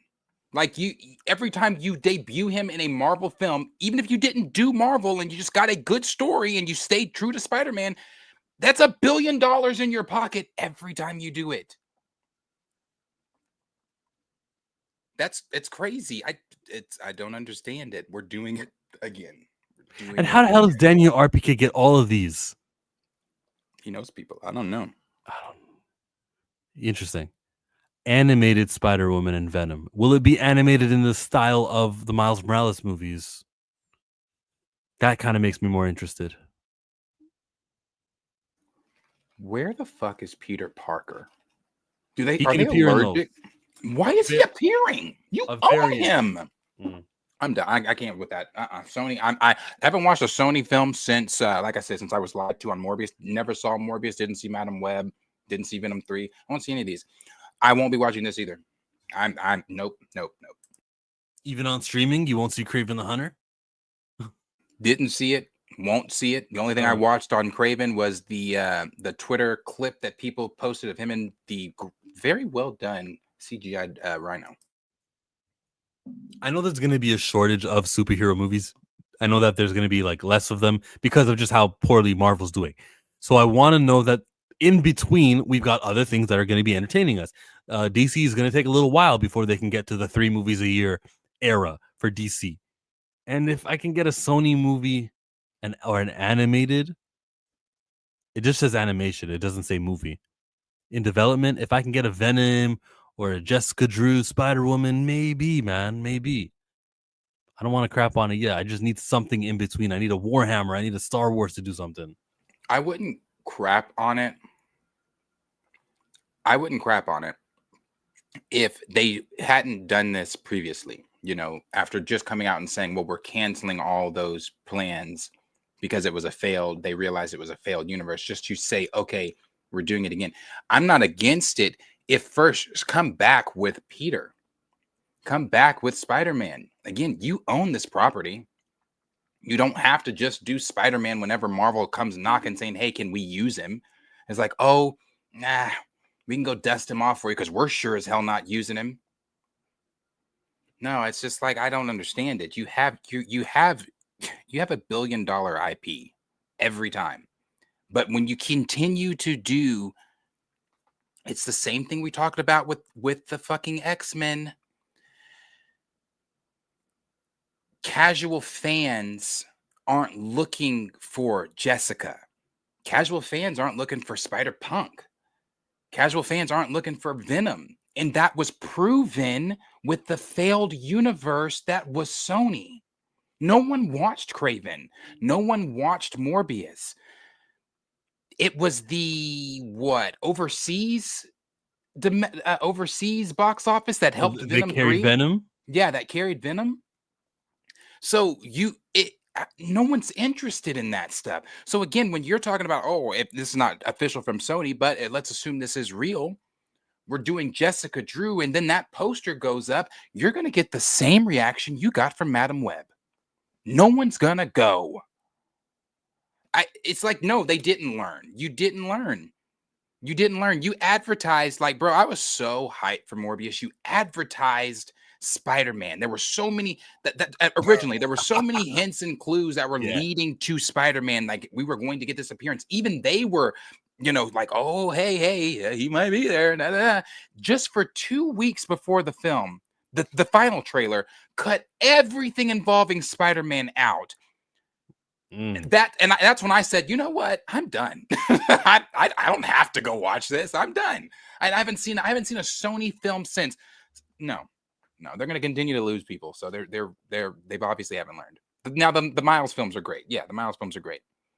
But I don't attribute that to really to Amy Pascal and Sony. I attribute that to Lord and Miller, who they also argued with. Yeah. Let me get back to this guy. So when you stepped away, someone said about Hobie Brown, Daniel Kaluuya. He says he's not American. I won't be watching. I said that's the diaspora wars that you're trying to spew. You're not being genuine. And then he's like, that's not why I wrote it. He added, I wrote that because of what Samuel L. Jackson said, and I agree with him. And I think that's him now linking to an American actor to add credence to this whole diaspora war stuff. Like, here, I can validate my division, my speak by citing Samuel L. Jackson and taking his words to help with my intentions and my mission. More from this guy. He just wrote earlier. Recently he just wrote, are you a tether or American? So using that kind of language, I kind of clocked what his goal and his intentions were. This user, Buckus, is exactly what I accused him of being. And just look out for that. There are forces who don't want unity and are going to encourage you to think about Spider-Man and Daniel Kaluuya as this outsider, this foreigner, this, how could he be doing Spider-Punk? He's different. He's not the same. And that only benefits white supremacy. So there, you got your attention, buddy, and it didn't work. They might get it right this time. I know he's being sarcastic. Oh, Junior does not mean that. I was about to say, you are very optimistic, my friend. You are very optimistic. Morbius, it was sad. I love those Miles films. Yeah. Thrag says those characters only work when Spider-Man is involved. Just like Wakanda and T'Challa, it only works when the main character is involved. Don't get me started on that. Yeah. Yeah. We're getting started on that? No. Am I going to go to Comics Explained today to see his latest explanation? That's right. You didn't go to him. You didn't do his deal. Before you skip to him, they did say that these are the Spider-Man projects in the works. The Spider-Man Brand New Day, Spider-Man Noir, Spider-Man Beyond the Spider-Verse, Spider-Punk, Your Friendly Neighbor Spider-Man 2. Out of all of those that are not Brand New Day or Beyond the Spider-Verse coming in 2037, Spider-Man, Your Friendly Neighborhood Spider-Man. If you have not seen that animation on Disney Plus, the one that they did, it's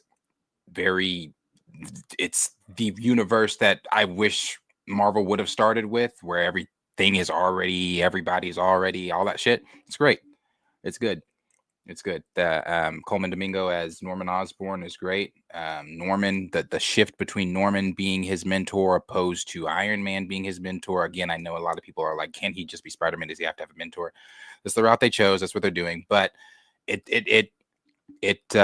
was like at first, I don't know if that works. It works though. It works, and especially as the cliffhanger and things that we were left on in that season. And they are not afraid in this animation to really go for the brutal, not as far as like Invincible brutal, not even close to Invincible brutal, but there are some very good action scenes in there, especially between him and Scorpion. I'd say that's his main adversary within this. He fights a lot of different villains, but main adversary within that first season, and it's great. It's great. Scorpion kicks his fucking ass quite a bit, and it's great. It's pretty good. So I check it out if you like Spider-Man. They even race swapped Norman Osborn. They did. They did. But now it makes sense for him to have the waves. Oh, back to this guy. So the either or of being a tether or an American, he really wanted to push that. And then he makes a new account with a different name and says Unity BS. And I want to just expose it to the audience watching. Like, there are forces, there are multi-account entities, he's probably getting paid. This is his 9 to 5. Driven to divide, driven to cause disunity, to fracture what me and my American friend over here have going on. So just keep that in mind, everybody. I want to share Dre Mac because Dre was talking about Comics Explained in his stream and I didn't finish it. So you're going to help me watch a little bit of him. And he's still always been around. So that's a prime example. If anybody want to argue with me, argue with your mama. But tell me why didn't Fast and Furious do that? But everybody felt it disrespectful when we just said recast the character. It's it. That is it. Here it is. Oh my God. Hey yo, wait a minute. I forgot about that Geico commercial from back in the day. I don't care about the Geico commercial from back in the day. Ghost, this guy Ghost, Ken the Ghost. Let's go to his I guess, it went semi-viral. You know what I'm saying? He said making Black Panther a mantle was arguably the worst decision made in Marvel history. Batman is a mantle too, yet 90% of the Batman movies, comics, books, games, crossover, etc., is with Bruce Wayne. The same should remain true with T'Challa. And this dude decided, and this is okay. Before I get in there, literally butter and check. So, oh my God, I'm going to get beat up. I'm asking the Lord to save me. Okay, so people want to keep arguing. I'm going to post this. T'Challa was originally created by him due to the death of his father. It was later retconned to be a mantle, but that was never the intention of Stan Lee, and it certainly wasn't intended to be weaponized against him. Good day. Yep. So let's read what he posted. So, okay, so he goes all the way down. I thought he would be talking more about Rob. Again, I didn't watch that video. I was in the middle of watching it. But Dre Mac also took issue with Rob of Comics Explained was talking about how the T'Challa character he's a mantle that you could have other people be. It's just a mantle. I went on his Twitter today, and was he done talking about mantles? No. 17 hours ago. 17. Here. He's still talking about it. So Mirror Knight says, that is my point. It ain't really a mantle when one character dominates the role in basically the stories. Then he says, it's a mantle when it can be passed on to someone else. So Black Panther is a mantle. Whether or not you like it doesn't really matter. Now, that's a different little message, but it's more of the same thing. To emphasize that it's a mantle and to okay, that's my point. I'm sticking there. But to ignore what everyone in your comments yesterday was saying, hey, it's about T'Challa. What I wrote when I said that this is what they're going to use to discard T'Challa, this whole mantle explanation. When you're just like, okay, I don't want to be wrong, but I can still get on the it's just a mantle. That's my point. It's a mantle. You're right, Rob. You're right. It is a mantle that the character has, and generations and historically, there's other people who've had it. Now he's got it. Someone else will get it when he turns 70 and he has to pass it on to somebody else. That's true, Rob. But that's not the point everyone is bringing up when we emphasize the importance of what T'Challa is. It's the tone deafness. It's the remember what I said about The Rock? I think I told not you, but Marcus, that he's 51% Samoan. I don't know. I think I'll say it this way. Rob heard the race stuff and he kind of cringed and he went, oh, did I just enter racial territory? Don't want to be known for that. I like being the All Lives Matter YouTuber. I don't want to divide and I don't want to really take this stand. And I feel like that's why he's doing this like unsolicited. I never thought of Rob Comics Explained this way. I see him like now as like a chicken, like as a guy who's not willing to stand up for these for the greatest black character in the history of comics, the most impactful one, the highest performing one, most popular. And he's like, it's a mantle. Even though I, with the top comment, because I got a verified check mark, let him know the mantle shit is dangerous. This is how they're going to use. This is the excuse they're going to use to get rid of T'Challa. I'm upset with Rob today. I'll see how I feel about it. I'm excited. I'm excited the action, not the man, right? But and it is what it is, bro. It's just noted. Okay, Rob.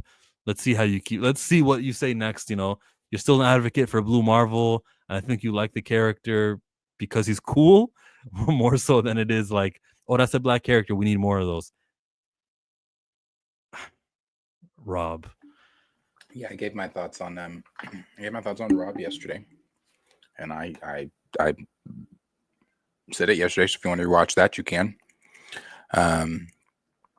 And so just the only thing I will say today is I ended it yesterday with when you asked me, does his tweet not change your mind when he says it?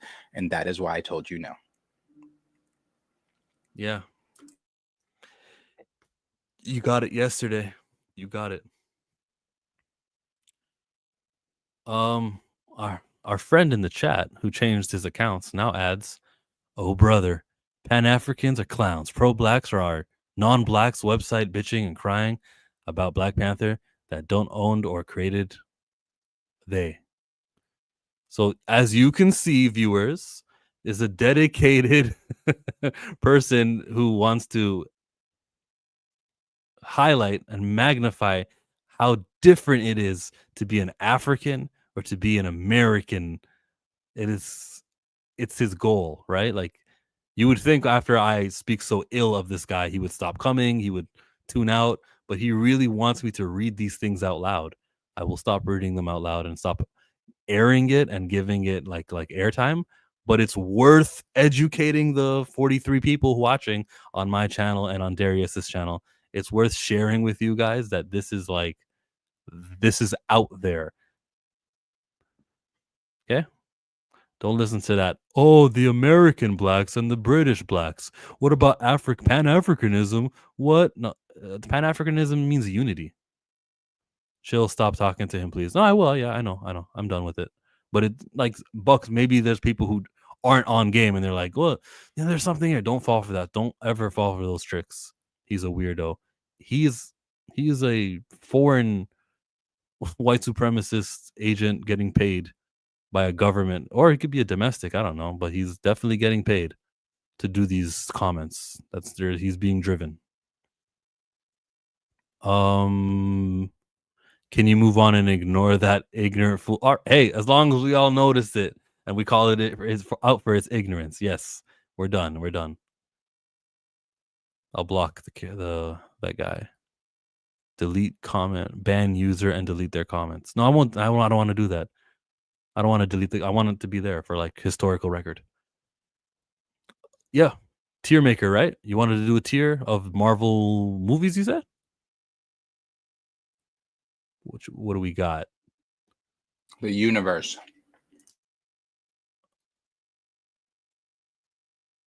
The Marvel universe. It should be the first option.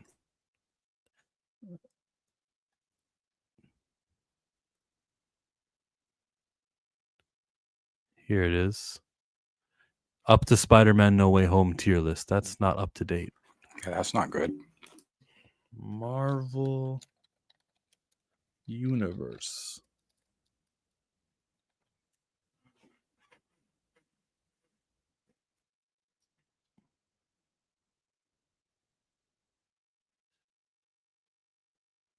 I don't think this was up to date. I don't think any of those are.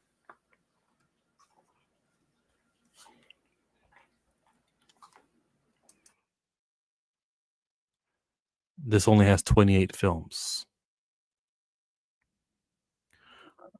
Popular, recent. There we go. This should do the trick. So the movies and the series, that is every single one of them. Okay, well, I don't want to do outside of hell no, nah, not outside of Marvel, not or the MCU, not animated. I don't even watch Marvel animated stuff.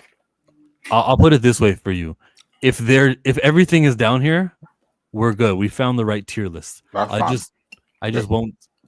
Yeah, I don't know what you're saying. That's fine. We can do that. Everything that is animated, I will just skip over. So movies, there's a lot of tiers right here. Can I change the words here? This is crazy. Yes, sir. Yes, sir. Okay. I'll keep mid and I'll keep liked it. Bad, it makes sense. You know, you want to know how I know I'm a child in a grown man's body?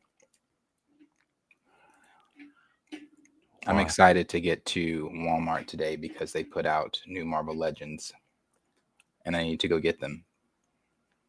Hot Toys. And I need to put them up on my shelf. One of the villains I don't have a part of my Spider-Man villains, which is crazy that I don't have him. Well, I have one, is Rhino. But the Rhino I have is not the stature that Rhino should be. This Rhino is the stature he should be. Heaven. I don't see anything on screen. Go. Do it again.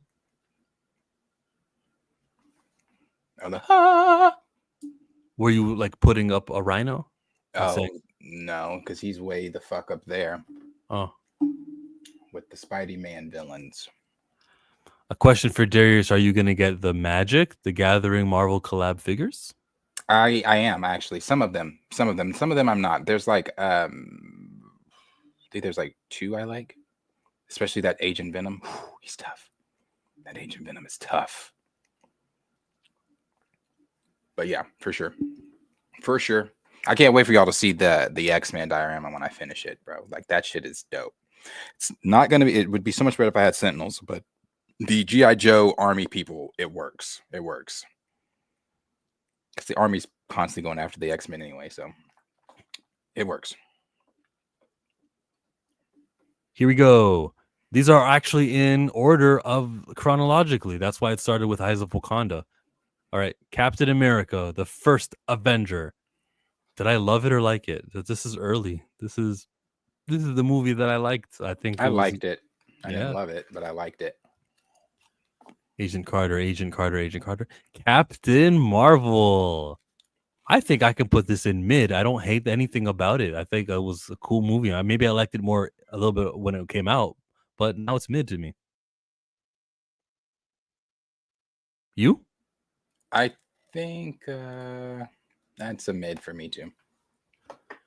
We go. Yeah, no, never, Buck. Never. The first Iron Man. A couple years ago, I watched it. I loved it. It was a great movie. I think I love it. Yeah, I like that one. I love it too. Loved it. That's a good one. Followed by, is it Iron Man 2 or Hulk? Let's go to Iron Man 2. That's what's in order. Did you like Iron Man 2? Mid, bad? I like Iron Man 2 up into a certain point. I think Whiplash is obviously not comic Whiplash, but he still works. I think the racetrack scene is great. When he shows up on the racetrack, that shit is fantastic, bro. That's really great. But then it dips in quality once we get to that third act with Hammer and Von. I just don't like it. I don't like it. Yeah, but yeah, I love the scene with Natasha and Romanoff and Nick Fury were there. I love how it added it expanded everything. Agent Coulson had his thing. I think I liked the movie more than I think it's mid. Yeah, I would say I liked it because it's definitely, I watch it. I watch it often, but I've seen it more than probably 10 times. Okay, we go to the Hulk, the Incredible Hulk. Now I don't think I've seen this one since like my rewatch for Endgame. I didn't even rewatch it for Brave New World. I probably should have. So I can't say it's my favorite. It would be I'd lie if I say liked it, and I think mid is probably where it belongs.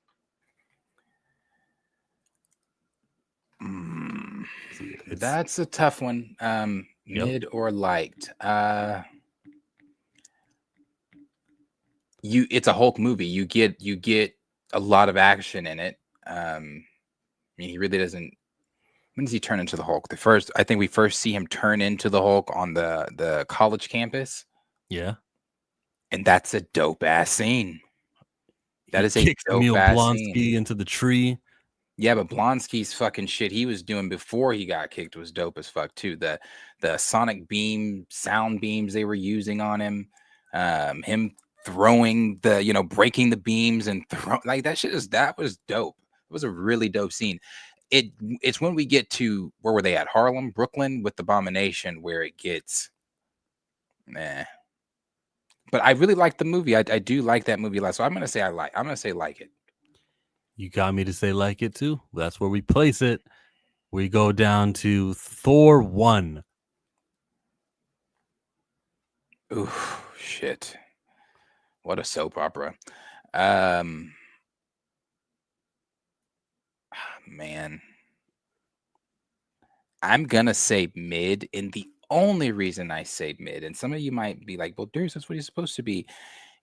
I know Thor is very Shakespearean, and obviously it's Norse mythology, all that kind of stuff, the way he speaks, but they went. It's not my favorite. It was different. If we're talking variety and the need for it, seeing him right after we watched the Captain America and after actually we seen Iron Man 2 was the one before this. Just what? He speaks way different. He flies. They made me invested in freaking a guy with a hammer and lightning powers. You want to say mid? There's a reason why we like the MCU. It's because of the foundation that these things started. And we're going to just call them mid? Even though what they did to us, they made us fans. I liked it. I may even say I loved it. This drink, I like it. Another. Man, has there been a funnier moment than that? I like that Thor movie, but it's still just like. What's chat saying? Let me check on what chat's saying. Okay. It doesn't agreed. pick up. It doesn't pick up. Kind of slow too. Yeah, Thor was mid. It makes sense that the Thor talked like that. Mm-hmm. It does pick up though. And Junior says he liked it. Thor mid. I liked it. So Iconic says I like it. They're helping me out. I think we're going up to like. I don't think that it's gonna stay down at mid. I think this is think of the movies to come, right? We're gonna call this mid. I know a lot of people like to pretend the Infinity. Not saying that's what this is saying. The Infinity Saga was perfect. It had some mid ones. We'll get to them, but this is not that. Thor gets like. So after Thor, Captain America. After that, it's Avengers #1. Okay.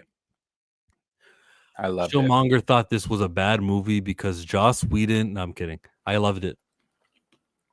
Yeah, I loved the Avengers. It was the first. I actually just watched it not too long ago. The first team up, having them all on screen together. When they're on the helicarrier and they're all in that room, just the conversations that they're all having. Like Thor says, you know, you people are funny, and tiny.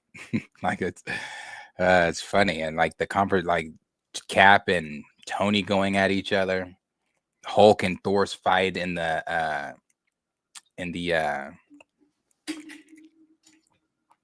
on the what is it, the fucking still on the helicarrier, whatever. I can't remember what room they were in, but yeah, great movie. Suit up. Loved it. Shakespeare in the Park. He says, when she says, I don't know, what she said, you might need a parachute, or what she said to Cap, those are gods. There's only God I one God, recognize, ma'am. It doesn't just like that. Yeah. And isn't that the same one where he tries to stop Steve and Steve says, son, not today, or whatever he says. That shit is funny. I had some good funny shit back then, bro. That's what I tried to tell you the other week when you said, like, what do you call a superhero? You call them a god, right? That's what Superman is. I'm like, no, there's only one god. Steve Rogers knows what's up. I'm not getting back into that. Thor's a god. We got Thor 2 after the Avengers. This one took place in London. We had Darcy in it. We had a stone, or an Infinity Stone. Absolutely terrible. Dog shit. Wash it. Cleanse it. Hated it. What they did to Malekith. Nope. Is there anything I can say to raise it to bad? You can try. Well, it was consequential to the rest of the world, even without including many of the other superheroes. It was referenced on again in Endgame. It made Loki more. Yeah, I can give you that. Because Loki did die in it, or we thought. I can give you that. See, Loki was key. Loki's still being used in the franchise. And I love the way that he was being walked, and all of his Warriors 3, all of his friends, they said, you better not turn on Thor. You better not sleaze him. You better. And then he actually does hurt Thor and dies and fakes his death, and everything was cool. Post Avengers, it carried on something that happened in a 2012 movie. This felt like the continuity that we're lacking of today. You're calling it dog shit, and I'm just going, nah, it was cool to see him fight. It was cool to see him break the rock monster early in the movie. It was the portals that were happening and everything at the end of the movie. Good climax. He was heroic. He spoke the character. He knew his character. He got it down. I loved it. I loved it, but I did like it. You said it's absolute dog shit, so I fight. I use my powers to raise it to bad. It can go to bad. It can go to bad. Now we go to Iron Man 3. It's one when I do, like when I have friends that say, hey, I've never watched Marvel. Will you guide me? And will you watch them with me? Sure. I did that, and we do Thor in 5 minutes on YouTube. Thor 2. Just watch the Screen Crush Easter eggs. That's how I watched Eyes of Wakanda. Screen Crush. Iron Man 3. Did you like it? Mid? Is it bad? Oh, I hate Iron Man 3. That's just me. Worse than Thor? Thor Dark World?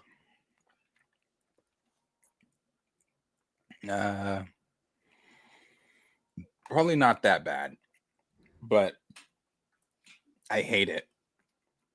I was forced to watch it at Hibdon's Tires as one of the movies that was on when I was there for 4 hours. And it reminded me of why I hate it. Iron Man 3 is solid. Iron Man 3, I give it mid-tier. When Pepper gets... I don't like it. Don't like it, and we still will never see that kid ever again. I'm trying to just find the right view for this. The screen doesn't have...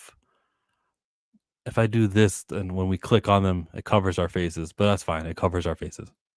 So I'm going to go with bad or mid. Iron Man 3 was mid, and you're gonna go with bad?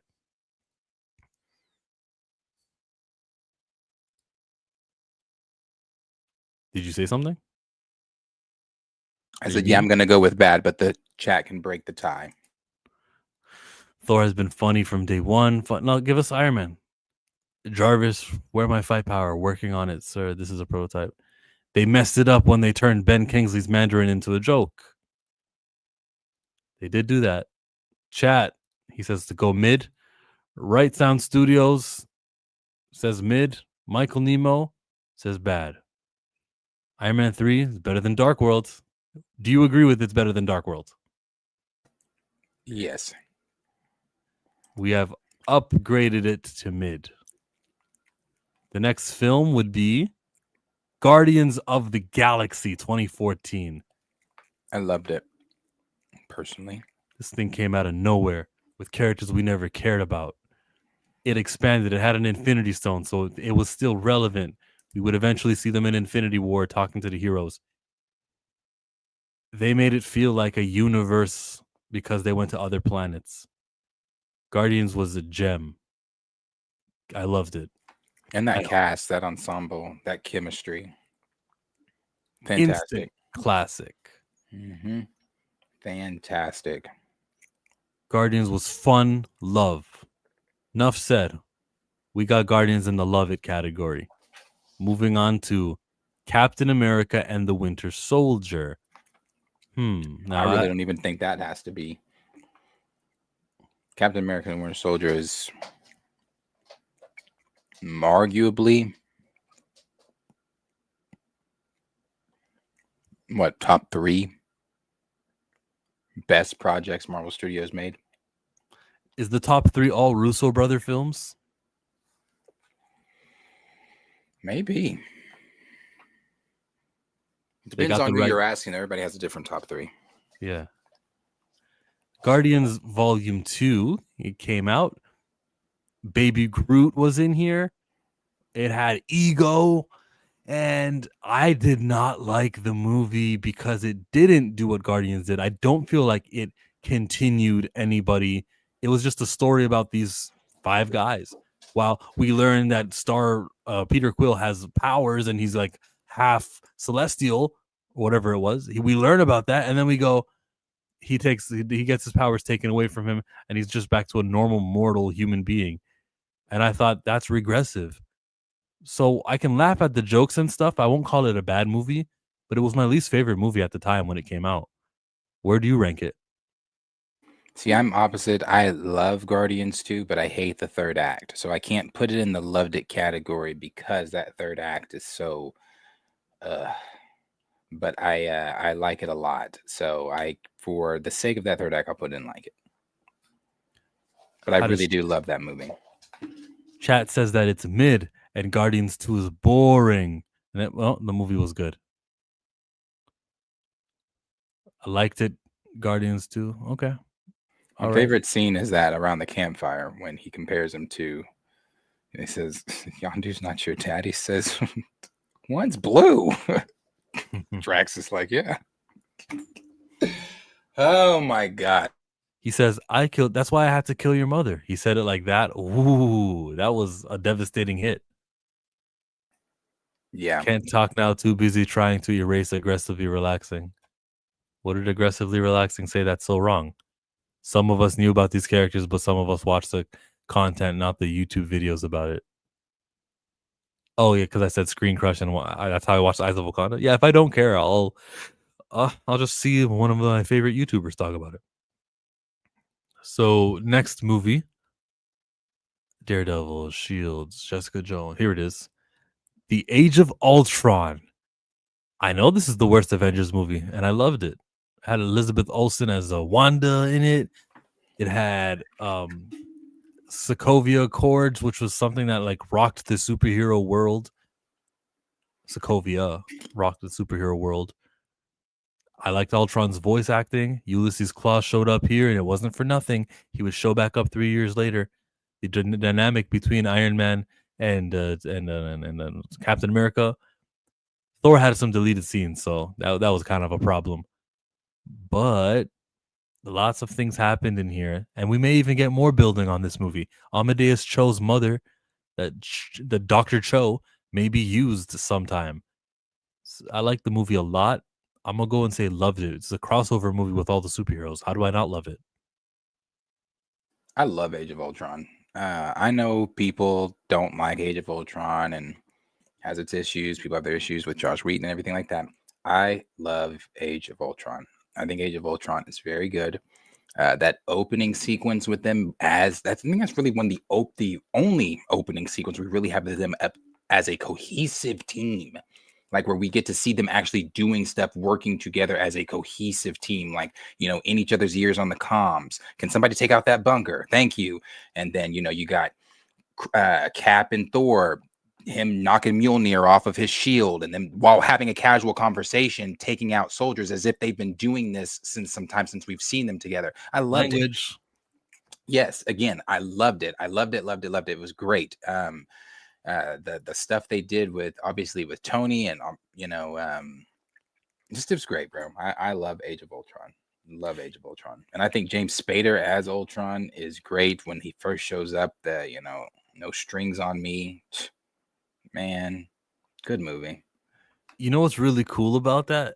That I looked to find that particular scene in the beginning of the movie, and sometimes YouTube shows you the most replayed part, and it's actually right here, the most replayed part. You know the one. Yes, it's them as a cohesive team. It was dope. Like we saw them obviously working together in Avengers as a team, but they weren't even really the Avengers. They were just put together. There was a threat. We have to work together. This implied we've been a team for some time. We've been on missions, taking out, looking for Hydra bases and things like that for some time, and it showed that, and I liked it. And that's the only real time we've ever seen them on screen as like this cohesive, we've been a team. Don't worry, Sam Wilson will have that. He'll show how much the new Avengers were a team the whole time. Yeah, that's coming in Doomsday, folks. So one of the best fighting scenes, so epic. I think Age of Ultron got better for me with rewatches. All right, that's nice to hear. Vision was a cool character. They kind of nerfed him, but he was a cool character at the time, right? And they brought in one of my favorite Marvel characters and MCU characters, Wanda. So I love it. Love it. Hate what they did with Pietro. That shit pissed me the fuck off. Still does. Even in rewatches, I'm like, run a different way. I don't know what this is. Runaways? It's very tiny. Runaways is awful. They can run away. Ant-Man would be the next movie that came out, and he barely makes with anybody. I think Sam Wilson showed up at the Avengers compound where he tried to rob it. Hey, my name is Scott. He shouldn't have said that. But was it good? I didn't see it in the movie theaters. I watched it on Netflix when it was already out. I liked it, and I was very strong on it. I'm not the biggest Ant-Man fan, so I'll put it in I liked it. Because you liked it? Because I did like it. Yeah, I did like it. I didn't love it. It's not mid. There's some good shit in Ant-Man. I think, again, and obviously if you were to pull it up, it'd probably be the most watched scene or sequence in that scene. It's when they get shrunk on the tank engine set. That fight's great. Sure. Like it. That's DD chill. Okay, thanks. Daredevil. I like it. Runaways was good. I liked it. I liked Ant-Man, but didn't love it. But that's why we put it in the like category. We're all in agreement. We're at Luke Cage, Shield, Iron Fist, Civil War, a movie where Ant-Man appears and he goes big. And I heard the director Peyton Reed say, I didn't want him to go Giant Man in Civil War. I was saving that for my movie. And I feel for him. He said, yeah, it's what he said. Civil War, great movie. Great fucking movie. It introduced T'Challa into the MCU. That chase scene when T'Challa first comes for Bucky on the top of the rooftop, and then it goes into the streets, and you got T'Challa flat on his heels, and it's great. The splitting of the teams. Yeah. Great. You know what I remember? The Spider-Man. trailer. The trailer where Spider-Man says, hey, everyone. And I go, oh, yeah. He's in the... Because he has Marvel. Yeah. Oh, that was the greatest trailer feeling I ever had. And the hype around Civil War. I think that was one of the first. I mean, obviously we had hype up for other movies, but that was one of the real, like, okay, Marvel's taking over the world type of hypes. Yeah. That shit was everywhere. I remember on Snapchat, you know, different filters. Whose side are Team you Iron on? Man, Team Captain Are you America. Team Captain? Yeah, and to this day, I'm still Team Iron Man. Forever Team Iron Man. And I think that thing was just great. It was on another level of, okay, they're cooking with some shit over there at Marvel. It's a fantastic movie. Yeah, it was good. It was the Avengers we didn't know that we were getting. It was just a pop-up Avengers 2.5. It came out of nowhere. Come on, the entry of Black Panther was amazing. And Black Panther was amazing. The theater people gasped. In the theater, people gasped. At what part? And it's not like, you know, obviously it wasn't anywhere close to the comics, but it still works for what it is in the MCU.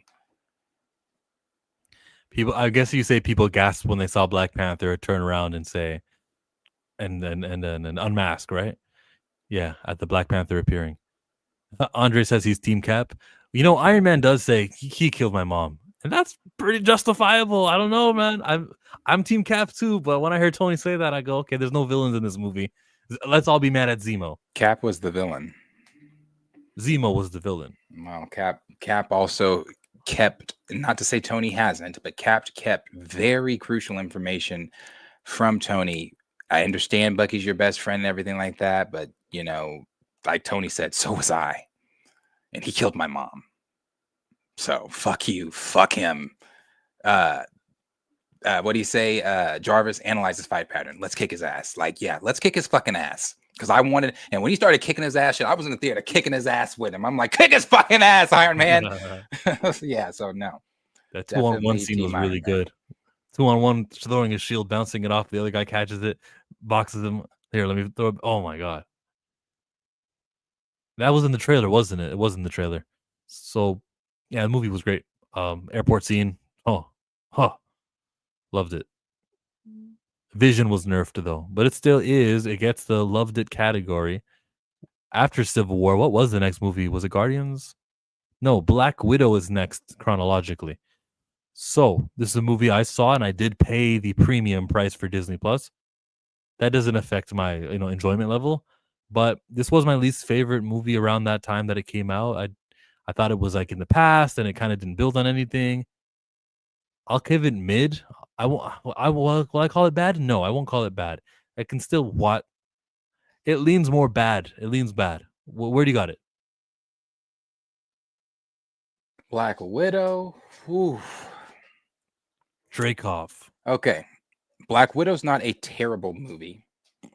I wouldn't even put it in a bad movie. That opening sequence where they're playing, I forget what song it is, it's a cover of the song. Forget the song. Where they're playing and they're showing all Nirvana, I believe. I don't know. I could be wrong on that. Where they are rounding up all the kids and the crates. That's a great opening scene. That was great. Smells like Teen Spirit. The stuff, the scene where they are fleeing, where he decides, or where they're fleeing from the house with the girls, and we get to see him actually use his super soldier strength, and he like lifts the car up. Yeah, that was a good scene. Good scene. From there, it gets wonky. You didn't like the pigs in the farm? Pigs in the farm. Yeah. I don't think I remember Pigs in the Farm. Okay. Was not memorable. It was and it where also, the mother... Go ahead. I was just sorry. And it also didn't... It was a film we already knew her fate. We knew she was dead. Exactly. So that little thing at the end where it's like she's got the blonde hair and she's going to meet up with Steve is like, okay, well, yeah, you're on your way to die. But we know where the vest came from. Yay! So is it bad or mid? I'd put it at mid. It's not bad. It's really not bad. Actually, you know what? I think the thing that could put it in bad is what they did with Taskmaster, because that shit was bad. That shit was what they did with Taskmaster was awful. Not even the race or the gender swapping of her. You could have made her, you wanted to make her a female, that's an issue, but you wanted to make her a female and keep her the way that Taskmaster was supposed to have been, that's fine. But I think making her the daughter that wasn't killed and they transformed her, turned her into Taskmaster, and Taskmaster is very different. I mean, it's similar in the obviously fighting your copy or copying your fighting style and being able to counter you in every move, but I don't like it. So Thrag brings up a great point. It's like the timing that the movies came out. I can't grade the quality of the movie because it was late. Maybe I should or shouldn't. I don't know. I'll be mad at the studio. I'll keep that separate. So we'll keep that movie at mid, not bad. Is Black Panther next? Should be. Came after Civil War. Homecoming?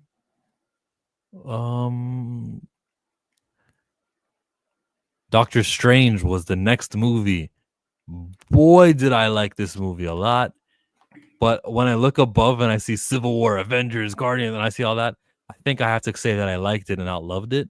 But I was so happy coming out of it. Like, damn, they did it again. Like 16 movies later, and they're still making hits. So Doctor Strange, 2014 movies later, I should say. And they just introduced a brand new character in New York. We got to see him study and be a superhero and be smart. Where was he when the Avengers were? Well, they have a rule for that. They don't get involved unless it's a magical threat. And they do get involved with mirror dimension stuff. And we do see them active. So it was explained well, expanded the world. I love the actor that they chose to be Doctor Strange. Very good movie. Liked it. You? I love Doctor Strange. I think it's when Marvel films are talked about, I think it gets kind of pushed to the side sometimes or on the back burner, but visually Doctor Strange is beautiful. I think it showed us so many different things too, as far as on the magic side of things, going into these different dimensions. The fight with Caecilius inside of the Sanctum Sanctorum was great. Like all of it, it's all. I think it's a really good movie. Really good movie. I like when he projected himself and he was helping with the surgery. That was cool. All right, but what I didn't like was the ending. While it was memorable, Dormammu, I've come to bargain. There's no fight there. It's just talk. Yeah. Can I say liked it instead of loved it? I can go liked. Doctor Strange love, challenge round Billy R.I.P. Checkman Gion. Oh, I think I know what you mean. What challenge round? Like they were naming songs in the movie. I think that's what he means. Anyways, what were you saying before I cut you out? Oh, I could put it in liked. That last fight scene or the fight scene with Dormammu, it's not one of my favorites at all. It'd been cool if Dormammu came, which he can do down to his size and was, Next, we have Black Panther. A lot of them had political haircuts, but I didn't so much mind that. I'm going to go with loved it. Despite not too diverse, everyone seemed to have the same skin color except for that one guy. But I'll let it slide. I loved it. You? Yumambe. 16 times? 16 movie theater viewings? Yeah, 16 movie theater viewings. Black Panther is great. Love it, love it, love it. Again, opening sequence, him in that tree, knowing that scene, the behind the scenes stuff, knowing what we know about Chad, and he was still in that suit doing everything he was doing for this film to make this film what it was. Loved it. Loved that movie, man. Love that movie. The feeling of sitting in the theater watching that movie the very first time. There are very few movies, very few things that I say I wish I could see for the very first time again. Game of Thrones is in that category. Like, I wish I could watch Game of Thrones for the first time again. And Black Panther is also in that category. I wish I could watch Black Panther for the first time again, because that feeling of the first watch was incredible. Walking out of that theater feeling invincible, like, feeling like, holy, like, bro, again, unless I know people think that, oh, you guys are talk about Black Panther all the time and it's really not that deep, but you don't like it. It's that deep. Being a fan of superheroes, as long as I've been a fan of superheroes and sitting down, and I remember when I saw Spider-Man Toby Spider-Man, the very first one in theaters with a couple friends, and we came back to my house, and I was like, "Well, I'm gonna be Spider-Man." Well, you can't be Spider-Man. You're, hearing that stuff as a kid, like it's like, especially growing up as loving the shit. It's so walking out of that theater and feeling represented, finally seeing myself on screen, that you're not matching that feeling. So Black Panther is always going to be I loved it for me, always. It's unanimous. First major comic book movie to center the blacks. Yeah, the of colors were in this movie. The waterfall scene was nice. I like the music. T'Challa, like they would chant with it, and that's why it kind of feels empty in Wakanda Forever. And every other time they'll do it, I think I know the words to that song. It's T'Challa. All right, T'Child. Can you imagine if they do that? T'Child. I never want to hear T'Child in the movie. I won't go, "Oh, that's the word I invented." I don't want to hear T'Child. I don't want to hear that. I want no parts of Toussaint. I want T'Challa proper. That part when he stepped off the ship and seeing the waterfall, I got full. Saw Black Panther at an outside theater, huge screen. It was amazing. But yeah, the Killmonger villain was really good. He outshone even T'Challa at times. Yeah, Killmonger was top. Great. Like how many if we do a villain tier, he'll be on Loved It for all the villains that they had. Yeah, great. When the highway chase scene, when he used the kinetic energy. Yeah, the kinetic energy. Great. Followed Every by breath you take from me is mercy. Next mercy, is King, please. Sorry, love the movie. Let's move on. I have to watch that today. I haven't seen it in a while. You think Spider-Man Homecoming was bad, mid, liked it, loved it? I love all three of Tom's. I don't know why the internet tries to convince people that Far From Home sucks. It does not. I think Homecoming's great. I think it's really good. I like it. And there's some problems with the timeline. He's sending text to Happy Hogan. It's been 6 months. You're touching your microphone right now. Or your dog is. But I liked it. What do you got? Loved it or liked it? Well, I love them. I love all three of Tom's. I think, like I said, I think they're great. Think they're great. Okay. Ant-Man and the Wasp. Yes, the majority of it takes place before Avengers Infinity War. It's not until the ending. The post-credit scene here was immaculate. This is a movie I watched multiple times in theaters because it was after Infinity War. I liked it, and you maybe so you can convince me it's a mid movie, but I liked it as much as Ant-Man 1. Shrinking the Hot Wheels toys, okay, seeing giant ants, the buildings were shrunk. They really expanded on that shrinking and growing thing. And if we didn't see Giant Man in Civil War, we didn't need it. But if we didn't see it in Civil War, we would have saw it for the first time here. This was on all, and it introduced the Wasp, and she was like really cool with their blasters. This is a good movie. I think I say liked it. Not the biggest, as I said, Ant-Man fan.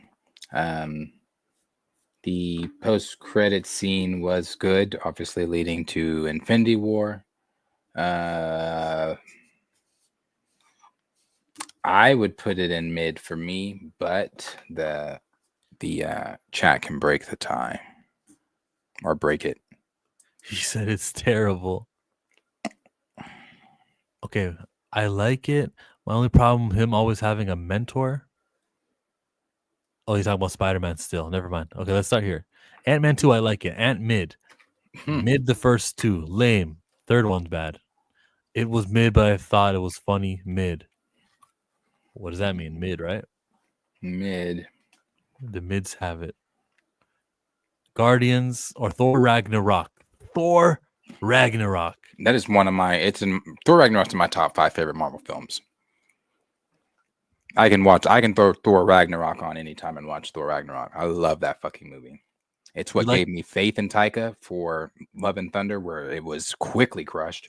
But I think Ragnarok is fantastic. I like the approach they went with Thor, making him a little bit more funny, but still Ragnarok was still serious though at the same time. I liked Ragnarok a lot.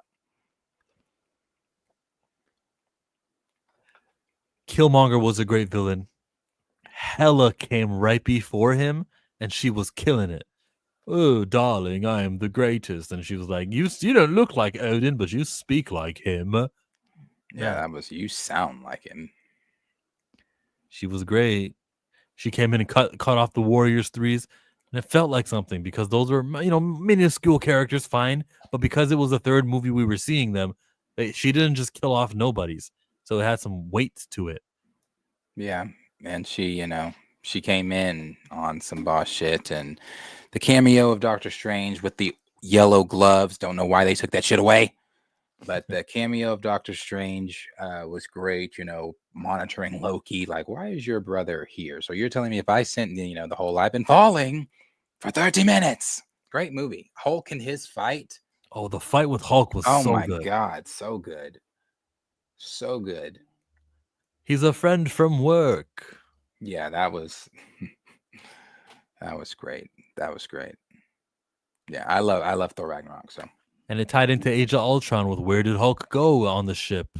We blasted into another world in Sakaar. So it did everything I wanted to do, building the universe and all that. So we get all these shows: Runaways, Punisher, Jessica Jones. The next movie would be the Avengers Infinity War movie. Mm-hmm. Wow, what a time, man! What an inspiring time to make a YouTube channel after Avengers Infinity War. Infinity War is loved it, and if there was something above loved it, then above that. But Infinity War is fantastic. That opening, the whole thing. We got a Cloak and Dagger. Maybe she'll appear in Spider-Man No Brand New Day, maybe. Loved Infinity War. Love it. They broke the internet. Yes, they did. People were passing out top tier. It was a time, top tier. It was a top tier movie. I saw a thing on the internet the other day that said for $100 million, you get to pick one movie that you can recite word for word. Which movie? I mean, I could do a Star Wars movie, probably Star Wars just to be on the safe side. I'd do episode 3, but I could easily do Infinity War. Easily. What's the first words of episodes 3? The first words in episode 3? After they come out of the space battle and Obi-Wan says to Anakin, I think he says, let them pass between us. Okay, I thought it was this is where the fun begins. No. It's not? No. Those aren't the first words, but he says that in that battle. Infinity War is what I used to envision comic book movies would look like when I was a kid reading comics. Yeah, we got Infinity War number 1. Loved it in this poll, in this ranking. We all agree. It's good to know we all agree on stuff. And look at this tier. We have one movie. No movies are absolute dog shit. Which one did you wanted this to be absolute dog shit? Yes. No, none of the movies are. Maybe you could put a TV show or 2 in there, but none of the movies. We haven't gotten there yet, but okay. We haven't gotten there. The Avengers Endgame movie, the climax of all of them, my favorite movie of all time. You? I love Endgame. I love it. Hard not to, bro. Crossover. We're going to travel through time and talk to the Ancient One. Wait, Strange sent you? What? Like, the way that she looked at the Hulk and separated his body from it. I said, oh, yeah, she can do that. Yeah, that's so cool. Oh. Yeah, Endgame is great. The one of my favorite scenes is him and when they save Tony, bring Tony back, and then Tony and Steve's conversation. Fucking fantastic. And also so much even more so knowing that a lot of that was ad-libbed by Chris Evans and RDJ just being in that fucking zone. So yeah, no, that's great. Great shit. You weren't there, liar. Yeah, fucking good. So good. So much. Like, I'm trying to think of this 3-hour movie and pick a point in it. It was all good. Every part of it was necessary, man. Hawkeye beginning it, yeah. Yeah. Another go-to was when what's he been doing? He's just sitting there. And then when they walk up on him, and he goes, "You couldn't live with your own failure. So where did that bring you? Back to me." Great fucking line.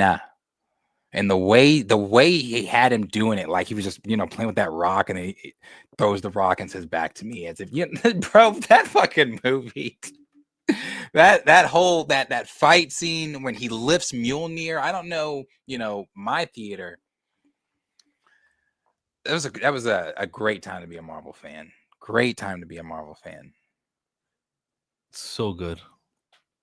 And you couldn't find a ticket. If you didn't pre-order that ticket, you could not find a ticket.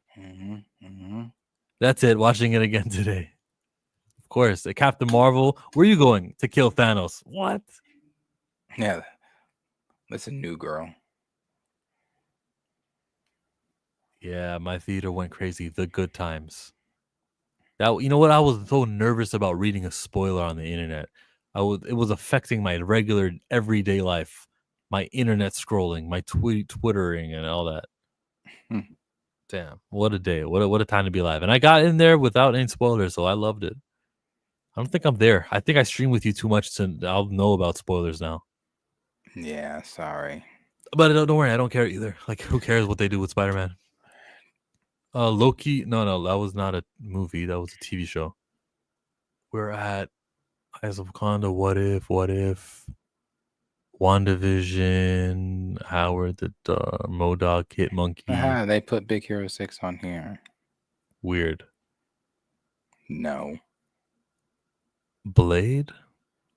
Big Hero 6 at any moment could make a cameo in the MCU. Okay. He could. Yeah, he could. Yeah. He's a hero. He's big.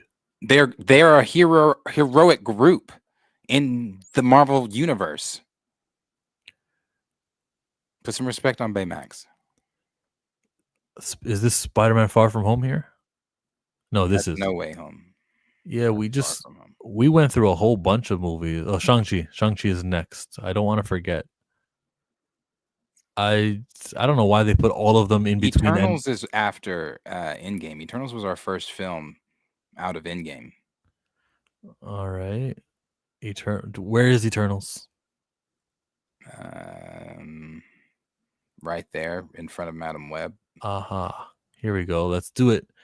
The Eternals film. Chloe Zhao. She won an Oscar for directing. Did you love it? Like it? Mid? Was it bad? Absolute dog shit? I'm not saying it's absolute dog shit. Now, if you'd have asked me the day I walked out of the theater, I'd have told you that. But unlike the 16 watches I did with Black Panther, it took me 16 different times, not in theaters, to see this film for me to say, you know what? This is not that bad.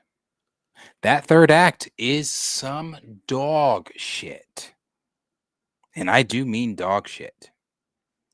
But the rest of the movie is really not that bad. I don't like what they did with the deviants. That's the point of the movie. To not like what they did with the deviants? Deviants are very critical. They're the biggest. Keep going. What else made you dislike this movie? Keep going. Deviants are very critical. What does them being critical have to do with me liking what they did with the deviants?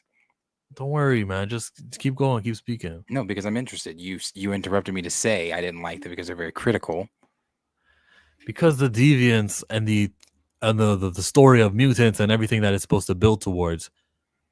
Mutants are deviants. That's something that they wrote in a comic 3-4 years ago now.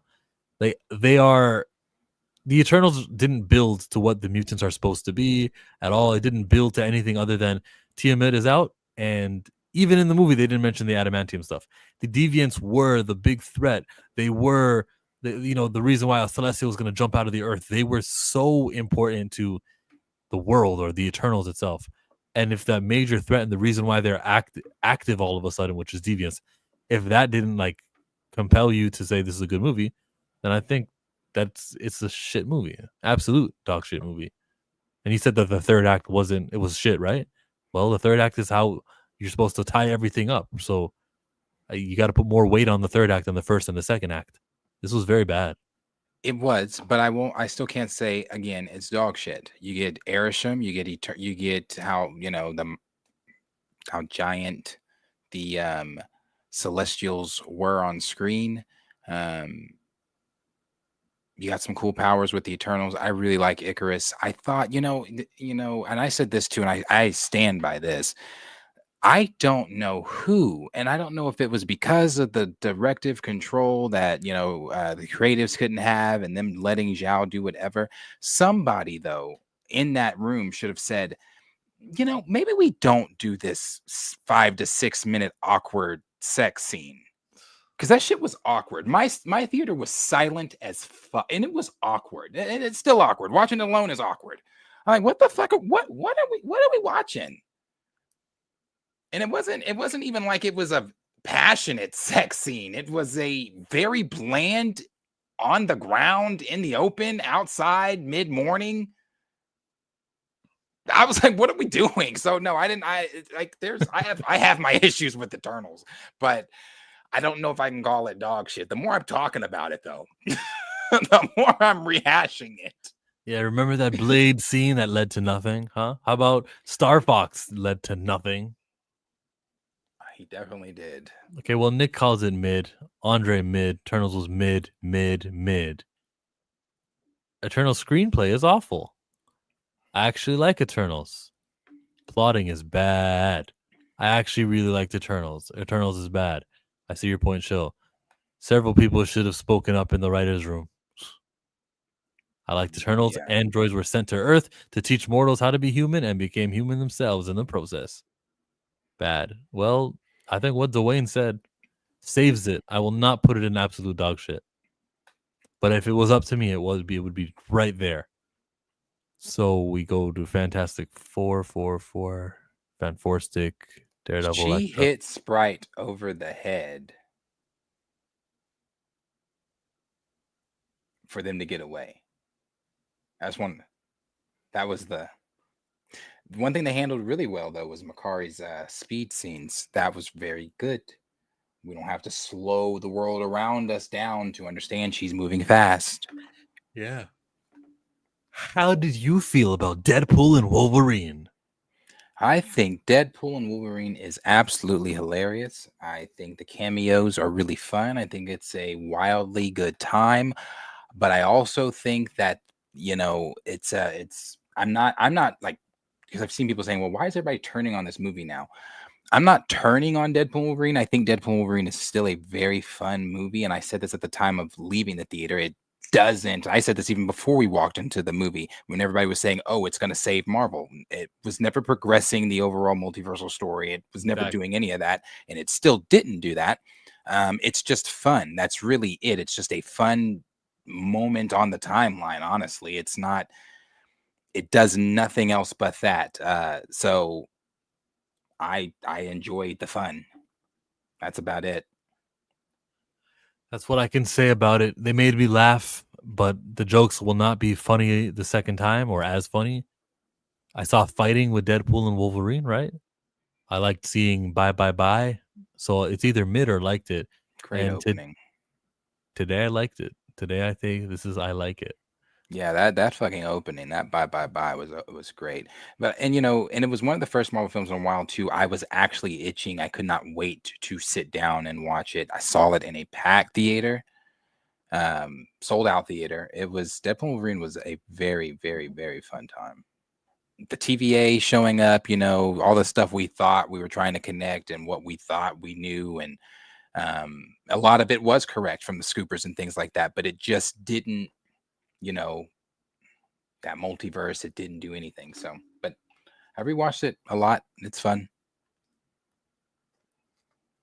Deadpool liked it. Blade made it top tier. Nah, Blade is why I liked it. Things like that, we can count the Blade movies as canon in the same multiverse.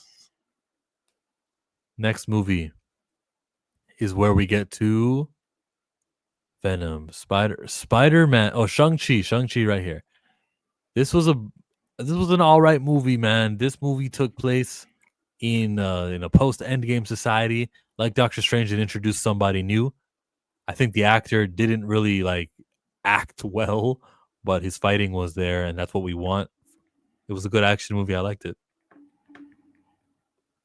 I love Shang-Chi. I think Shang-Chi is really good. Again, Marvel has a really tough time with third acts. That third act is shit, but the movie itself is really good, especially once again. It's again, Marvel has shit third acts, but their openings are the opening to Shang-Chi is great. Actually seeing the real Mandarin going through with the rings on the horse and taking out that army, that shit was dope. And then when he comes across his mother and she's using that air bending ass shit, that was so cool to see.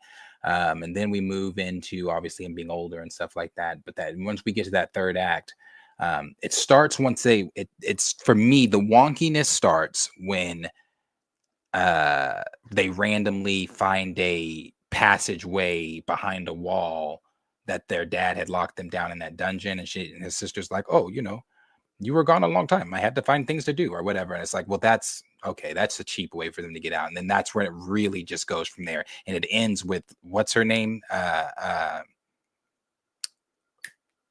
Jan, sister girl, his friend, sister Katie ends with Katie shooting I forget his name too. The fucking whatever, shooting him and then killing him.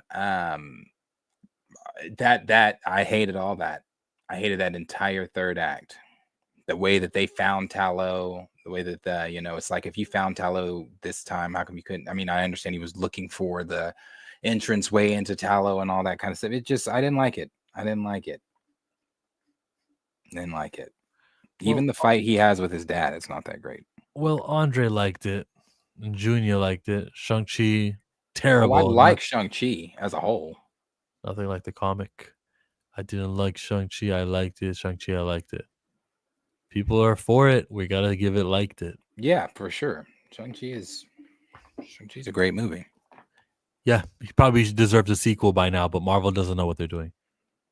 Yeah. And again, with China not showing up for these box office results, how likely is a Shang-Chi movie when you made it for that audience? Okay. Spider-Man Far From Home. Tony just died. And we feel the emotional weight of this movie. As he kisses on MJ. MJ says, I knew you were Peter. I knew you were Spider-Man the whole time. Not a lot of web slinging because the buildings weren't tall up in Europe. How do we like this movie? I still like it, but if you want to call it a mid-movie, not a mid-movie. You're going to say it's bad? I'm not saying it's a bad movie. Again, I love every Spider-Man film they've done in the MCU. And I think that Far From Home is also a very good Tom film. I know people like to say he doesn't go through anything in Far From Home. Bullshit, He doesn't go through anything in Far From Home. Yes, he does.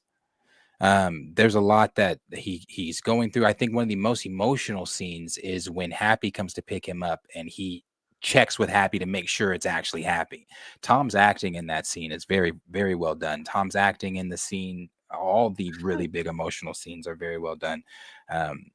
I like Far From Home. I think Mysterio, when Mysterio's doing all the illusion stuff in that really big illusion scene with the dead Tony Stark and using MJ, great shit. Yeah, the Edith glasses. Remember when Happy Hogan told him, the reason I know you're Happy Hogan is because when you were at the hotel, you were ordering pay-per-views that were naughty. He's like, okay, that's enough. I believe you. Yeah. Then they started making a suit, and he played that Back in Black song. I love Led Zeppelin. Mm-hmm. That was a funny joke because I knew AC/DC made that song. Yeah, this was good. But I won't say I loved it. And if we look at the tier above, Thor Ragnarok, Black Panther, Guardians, I don't think Far From Home is loved it territory. I said for me personally, Tom's Spider-Man trilogy is a loved it. Yep. Good thing it's not just you voting. Chat has a little voice also, and I think they have not said loved it. Not enough of them have said loved it. We got it on like. Yeah, Far From Home is good. I like Far From Home a lot. Well, No Way Home was next here. Boy, and you'll never convince me that this film is not top tier. This is great. It relied too much on the gimmick. I don't. We're in the multiverse. We wanted to see multiversal shit, and we got multiversal shit. And I love the way they did it, bringing back this old, like, bro. Again, I still have it on my Snapchat memories when the trailer leaked that wasn't completely done and had like shapes and stuff in it, you know, that were supposed to be cars that they hadn't gone and put CGI in. I still have my reaction recorded because I was the investigative journalist that we all were during that time of No Way Home was insane. It was insane. Like, you know, paying attention to Andrew's moves, Toby's moves, late night show talk host. Not that we don't do that now, but it was on a different level during No Way Home. Alfred Molina slipping up in an interview, saying what he said, kind of confirming he was actually in it. You had people working on the film because that trailer that leaked was somebody that recorded off their phone, and you can see the computers in it, and they're recording off the screen of the computer. And then in my reaction, the whole time I'm like, oh, I'm recording. I'm like, oh my God, they're doing it. Oh my God. And then the moment happens in the trailer.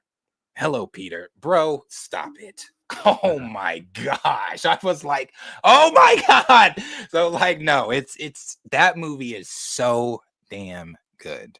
It's not perfect at all, but it's good. The conversation between the three of them on the rooftop. Yeah, I have an MJ too. She's different. Okay. What was different about the cameos from Blade and Elektra and seeing Gambit, seeing the Pyro and all the X-Men?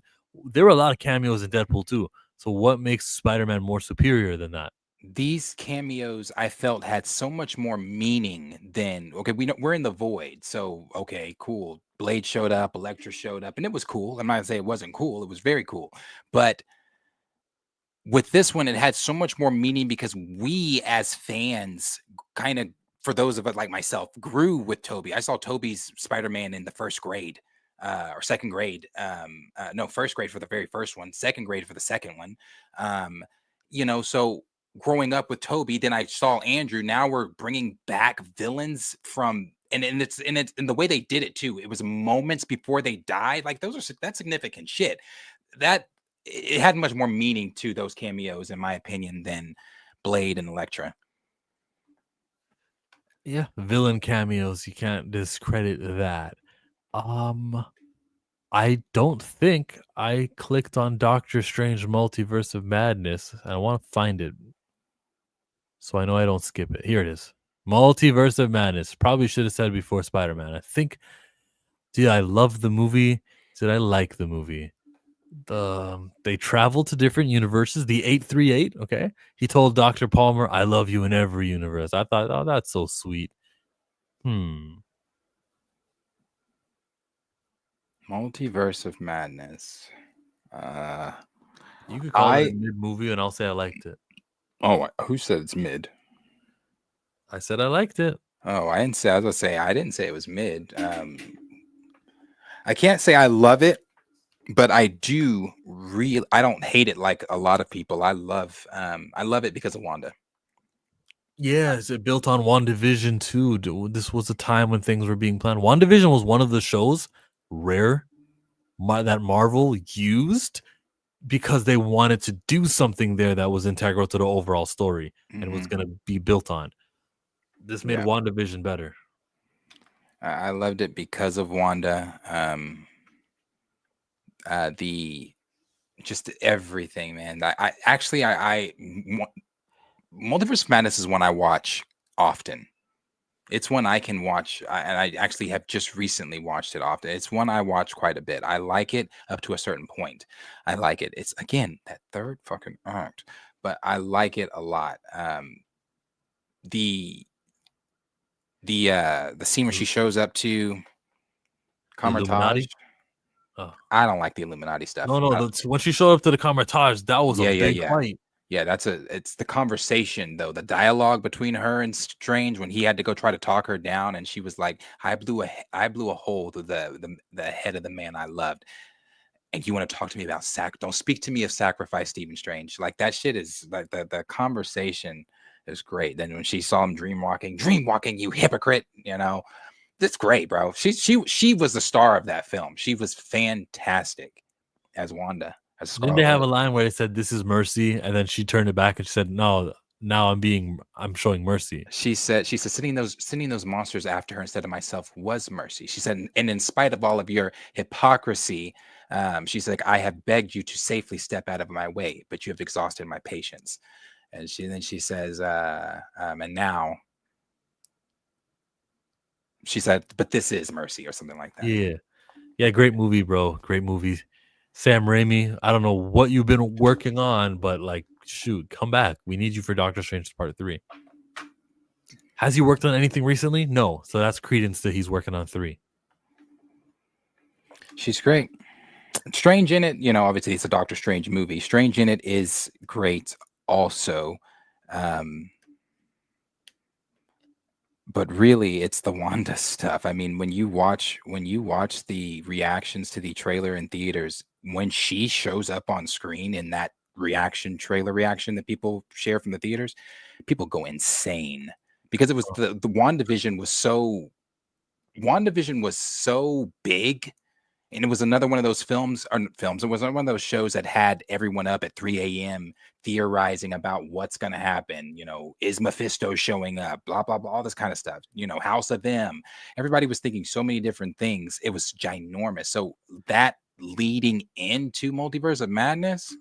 Oh. Yeah, when she said that shows up, it'll be the Scarlet Witch. When she said that in the garden because Strange says, she tells Strange, you didn't tell me her name. No, I didn't. And she's like, magic is the easy part. It's the lying that's hard. And she drops the hex. Oh my God. And then the conversation between the two of them that they had. She's like, you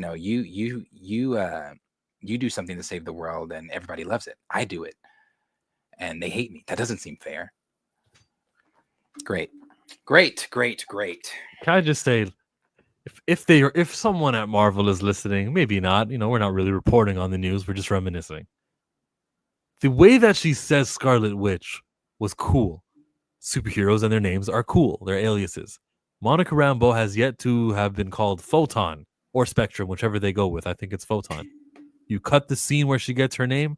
Teyonah Parris says that it was cut. There's a scene where it happens, and we don't know what her name is.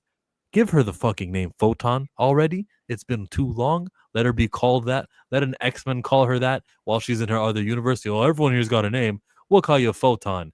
Bro, that would do something for the movie. It would do something for the character. Yeah, Monica Rambeau is going to be in Doomsday. Where are we? We're at the end right now. Oh, that's Kraven the Hunter. I don't even recognize some of these posters. Moon Knight. Love and Thunder. Love and Blunder. Okay. Oh, dog shit. Dog shit. You can't convince me otherwise. There's not one redeeming quality in this film that can convince me otherwise that this film, it started off as dog shit. And because I was so high on Marvel, we were coming off really the first really bad, like, oh my gosh, Marvel gave a bad film in Eternals. And it was like, okay, bad film. Love and Thunder. I was super excited for Love and Thunder. Super excited for it. Set down in Love and Thunder. And it started from the very beginning. And I remember like, okay, that's a little weird, but maybe it gets different, gets better. Nope. Continued. He continued. It was awful. Awful. The opening was awful. The island scene with the god that Gore met and then awful. It's the only god we actually see him kill because the god Butcher kills no other gods outside of the 2-second montage that they're watching in the Guardianship. And we don't see it, but they're watching in horror as he's slaughtering gods. You have the pantheon of gods convening a meeting about gods dying, and it's a joke. It shouldn't have been a joke to me. You have Zeus, the almighty Zeus, with all these other gods sitting here discussing, hey, gods are fucking dying. and we don't know why. And it's prancing down with his skirt, and Thor's naked, and fucking Korg's there for whatever goddamn reason. It's terrible. It's a terrible, terrible, terrible, terrible movie. I hate the movie. I hate Christian Bale as Gore the God Butcher. It was completely wasted on Gore. How about the goats? I hated that. Hated that. All the kids magically, Thor can automatically, never done any other film, would have came in handy in Age of Ultron, but can give all these people his own power. Heimdall has a son, Aster, that can do the same shit that he, and you know, it's like, I wasn't, the CGI was awful. Jane? I didn't like, I did not like that movie. I've seen it, I think, twice. Yeah. It's a bad movie. Tell us how you really feel. But Taika did that shit on purpose. Okay. He did. We move on to the next movie on our tier list. And let's just appreciate how long it took to get absolute dog shit. They had a good run. And we go to Venom. We go to Black Panther Wakanda Forever. This was I can't a movie call that, the film dog shit, despite my feelings. Yeah, good thing I'm here. Absolute dog shit. Killing the greatest black character in history of fiction. What am I like? Killing Angela Bassett's character. Just Cool Can, and seeing Shuri. I shouldn't even need to have more justification. That was enough. But Cool Can, we can be friends now, right? Like, you killed my mom, but it's okay now. That was disgusting. I don't care that the special effects were good. I don't care that the music was good, and I don't care that Ryan Coogler put his heart into the movie. This was absolute dog shit. The message behind it is garbage. Absolute dog shit. I will not hear it. I will hear it. I'm going to hear it from the chat right now because I want to hear what you guys have to say. I hate Quantumania more. Wasted a great actor and a great character. If Thunderbolts had come out in 2022, I would have done better. It would have done better. Yeah, that's probably true. True. That is true. Don't forget Sif got brought back just to only have one arm. That's true. Oh, that's talking about Love and Thunder? We already know he doesn't like Black Panther 2. Yeah, I don't. It's bad. I'll skip the super chat for a second. Junior called it mid. Right says it's bad. You guys are forgetting absolute dog shit is an option. Wakanda Forever was mid, but I would raise it to I like it simply because of how they adapted Atlantic and Namor, and they acting especially of Auntie Angela. Those things were chef's kiss. Shuri living after being stabbed to that rock, terrible. That did happen. Still haven't watched it and never will. Good policy. Killed T'Challa for no reason. But because of all that, I think I might have to go mid. Well, I'm not going to keep reading your mid comment. Showmonger vetoes any vote from the chat. Any vote from Darius. Mine would be bad or mid. Probably bad. But the only reason is Angela Bassett carried that film. Angela Bassett carried that fucking film. That throne room scene, absolutely amazing. Her dialogue, obviously the opening of the movie is what it is.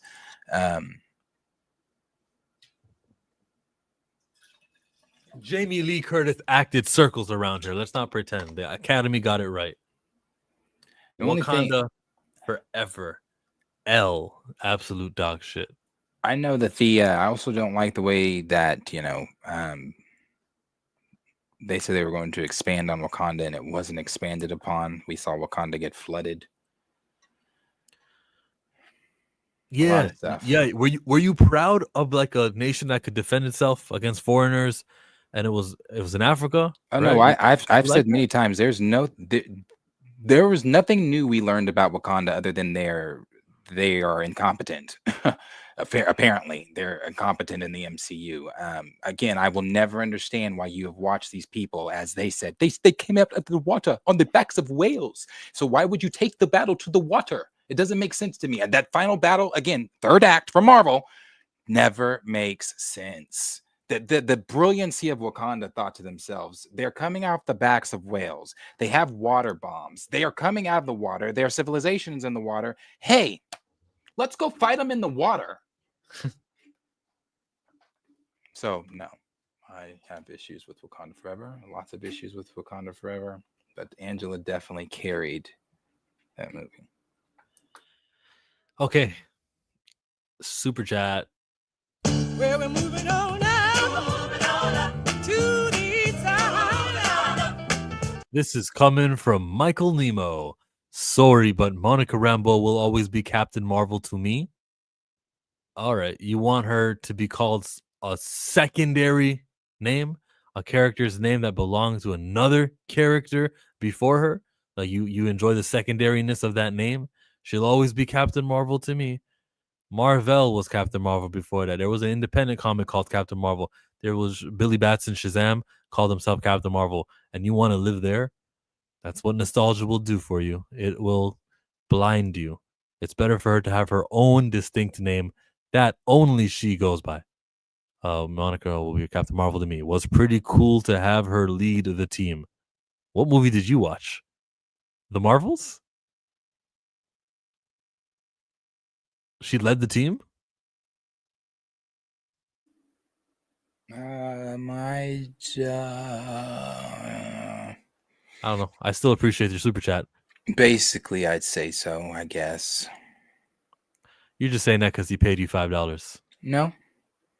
Carol's still dealing with internal shit from the first movie. So, which I'm still baffled by, but she's still dealing with shit from the first movie. So I'd say the leader of that film was Monica. He meant she led the Avengers. That's comic book wise, yes. In the past, in the far past, where she doesn't have her own ongoing series right now, because Marvel only has 2 black characters, Black Panther and Storm. Never saw the Marvels. Guess I should pick it up. Okay. Next on this tier list, after Wakanda, whatever, would be down here. Spider-Man, Morbius. Where are we? Ironheart, She-Hulk, Werewolf by Night. Be Guardians or Ant-Man 3. Ant-Man 3, Quantumania. He went into the microverse for the whole movie. We didn't have Luis. That was a misstep over there. How expensive is he? Just have him show up and talk about what he's been up to in between movies. Well, this happened, that happened. So I hope he shows up. If he doesn't show up here, show him up in Doomsday. So this was an okay movie for me. The villain was Kang the Conqueror. The villain was MODOK. Kang was devastating, and so maybe he keeps it from being a bad movie. It's either I liked it or it's either mid. No one speaks about this fondly. Everyone talks about how the volume was very noticeable in the movie. 3 characters who basically do the same thing with shrinking and growing. Let's go and say mid. How do you feel? Oh, I'd put it in bad. I think that movie is god awful. Again, if we're putting Wakanda Forever and dog shit, and I think Angela's performance is the only redeeming quality. The only redeeming quality for this is Jonathan Majors' acting. And sure, if you want to throw Janet in there, you can. I've seen people saying Janet and Jonathan, or Janet and Kang, are the best 2 things in the film. But for me, it's really Kang the Conqueror, Jonathan Majors. Everything else in this movie sucks. The minute we get to the quantum realm, it sucks. The quantum realm, I'm not so upset with the way the quantum realm looks. It's fine. You want to depict it how you want to depict it, or whatever however it's depicted. I don't know. I'm not a scientist. That's fine. But when we get there, it's super weird. And it's very Rick and Morty. But again, you hired the Rick and Morty writers. So that's what you're going to get. You get talking buildings. You get some globby thing talking about, I have holes. And it's stupid. It's stupid. When they use the dialogue in the trailer to really wrap us in with those people from that little village, when they're like, you come from above, and he's going to get you, the conqueror. And that stuff sounded dope. But when you actually sit down and watch it in its entirety, it's awful. It's a terrible movie. The stuff with Bill Murray was stupid as fuck. I said many times, if you really should have jazzed that shit up. You're going into your next big saga. You're trying to top Thanos. No matter how many times Kevin Feige got in front of the camera and lied and said, we're not necessarily, what did he say? we always want to be bigger and better than we were the last time, and things like that. He was like, but we're not necessarily always trying to outdo ourselves. That's a lie. Yes, you are trying to outdo yourself every single time. So when you finally bring in Kang, I said that montage where she touches the chair and she sees it's all blue, but it's like you see him, like, you should have, to the audience, established who he was there, that you're not dealing with Thanos. When she touched the chair, you should have seen him, I don't know, flashbacks of maybe sitting on a throne with Avengers gear, like with, when you go into, in the comics, you go into his little vault or whatever, he's got several different trophies from several different Avengers from several different universes. So it's like, establish who he is. They didn't do any of that. They did nothing. MODOK was fucking retarded. They did not help with that at all.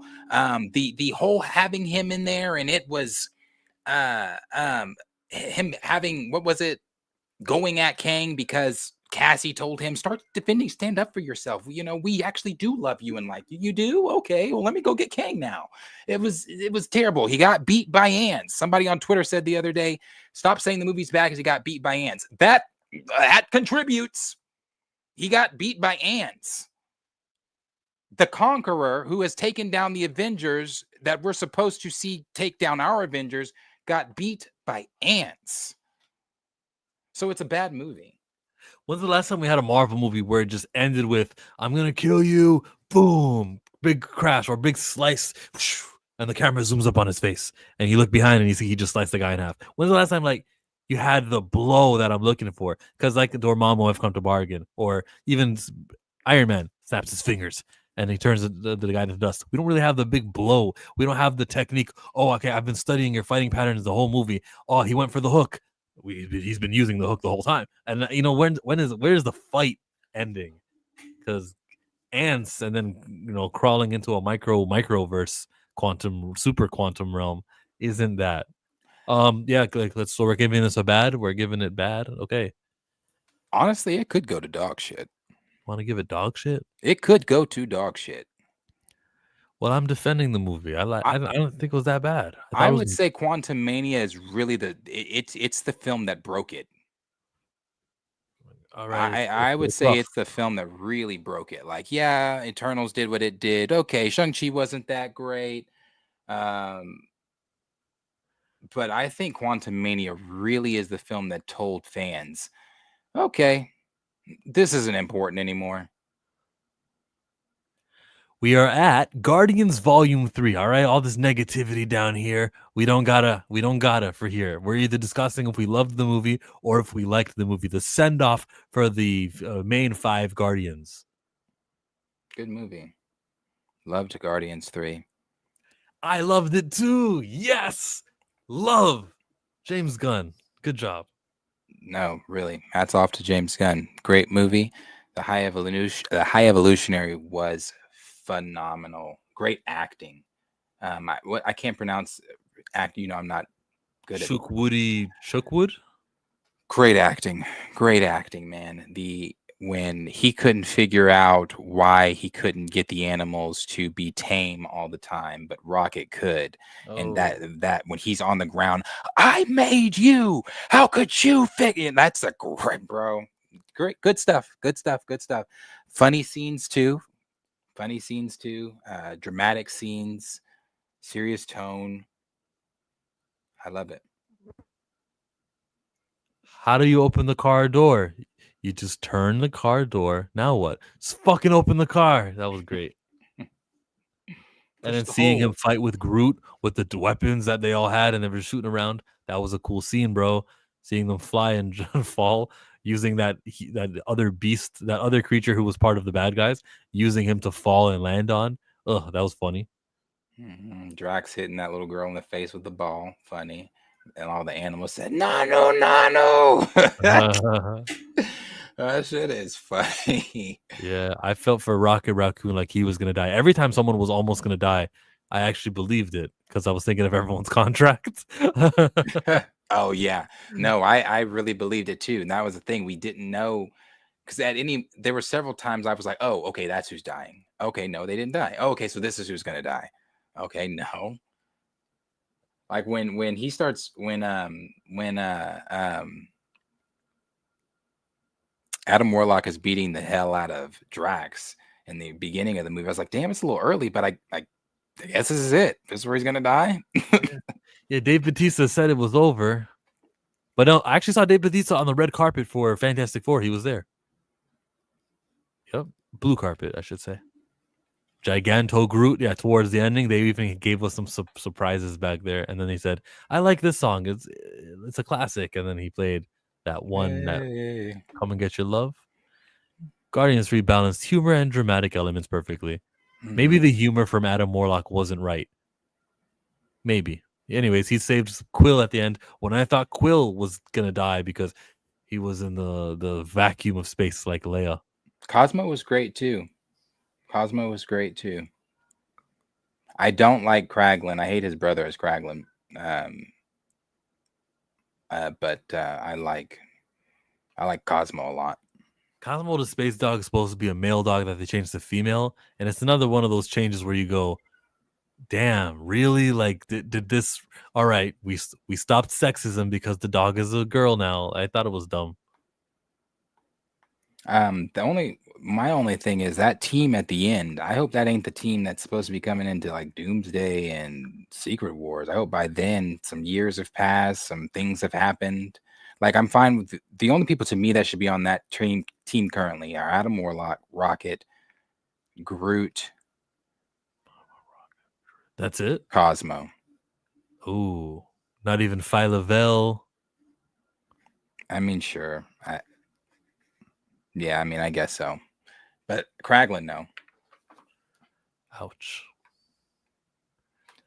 And maybe he won't even be there because James isn't there anymore. You see how he set his brother up for a job? You see that? Yeah. Where is Moondragon? I don't know. Wait for Guardians 4. How about Nebula? She should be there, no?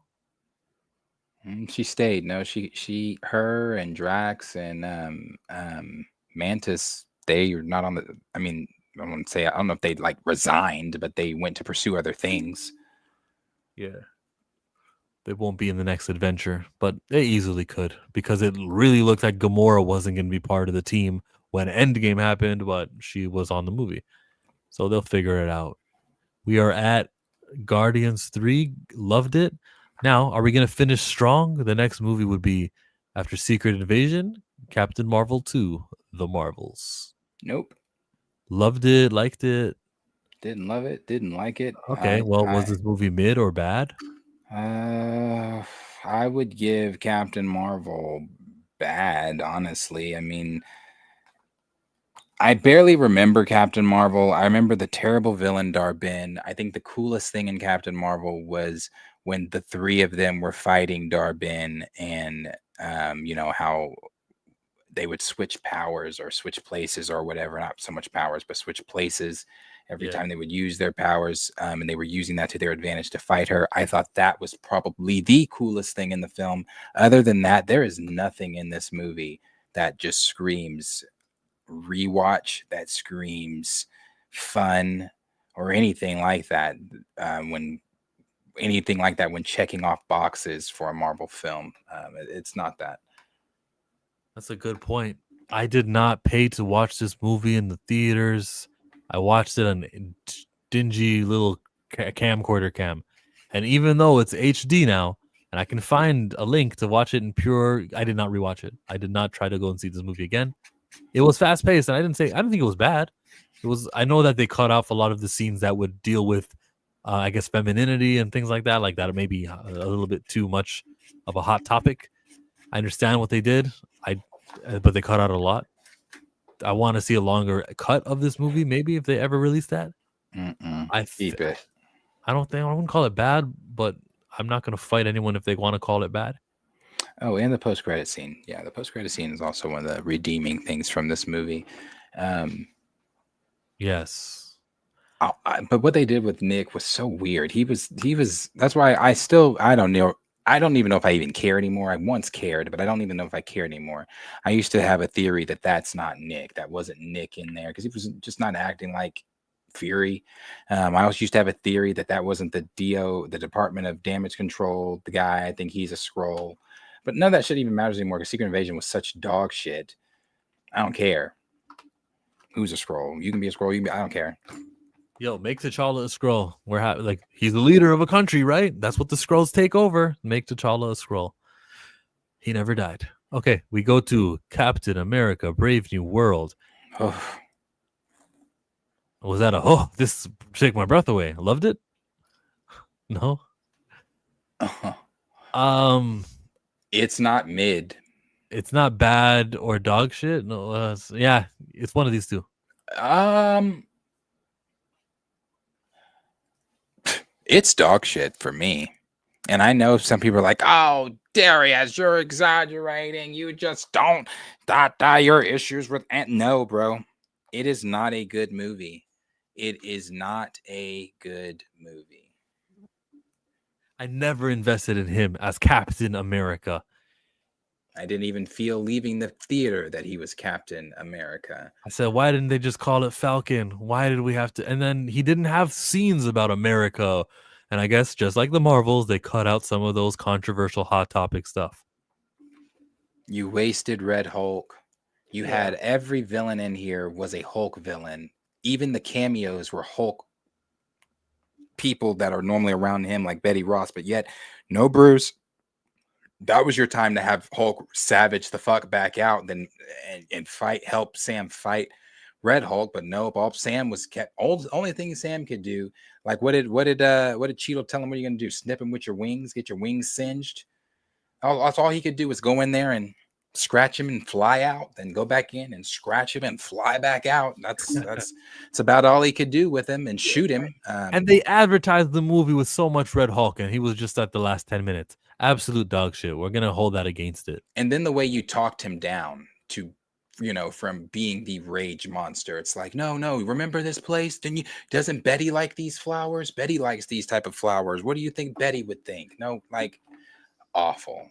I kind of gives it mid. Brave New World mid or bad. Slow too. I like Cap 4. There was not a Captain America 4, bro. I remember when y'all talked about it on the Panther, and I was thinking they must have seen a different version from me. All right. I wouldn't say. No, go ahead. I wouldn't say bad, but when I return to it, it's a bit of a step down for me. I liked it in the theater. Still haven't watched Cap 4 and won't. Tell me why, Andre. Cap, you guys got to stop calling it a Cap 4, bro. Let's not insult Captain America. Let's bestow grace on the name Falcon. Falcon Brave New World. Okay? New rules. It's Falcon from now on. Brave New World is somewhere between mid and bad for me. Didn't realize original Ross died. Yeah, William Hurt. He died, and they recasted because unlike T'Challa, William Hurt did not transcend any iteration of the character we've seen in past. And it's for that reason that we will not recast the character. Hulk shows up to help Spidey instead. Golden Globe level writing. Mackie was set up for failure with that script. William Hurt, that's his name. Should have given Sam the serum. Steve Rogers is Captain America. That's why. Yeah.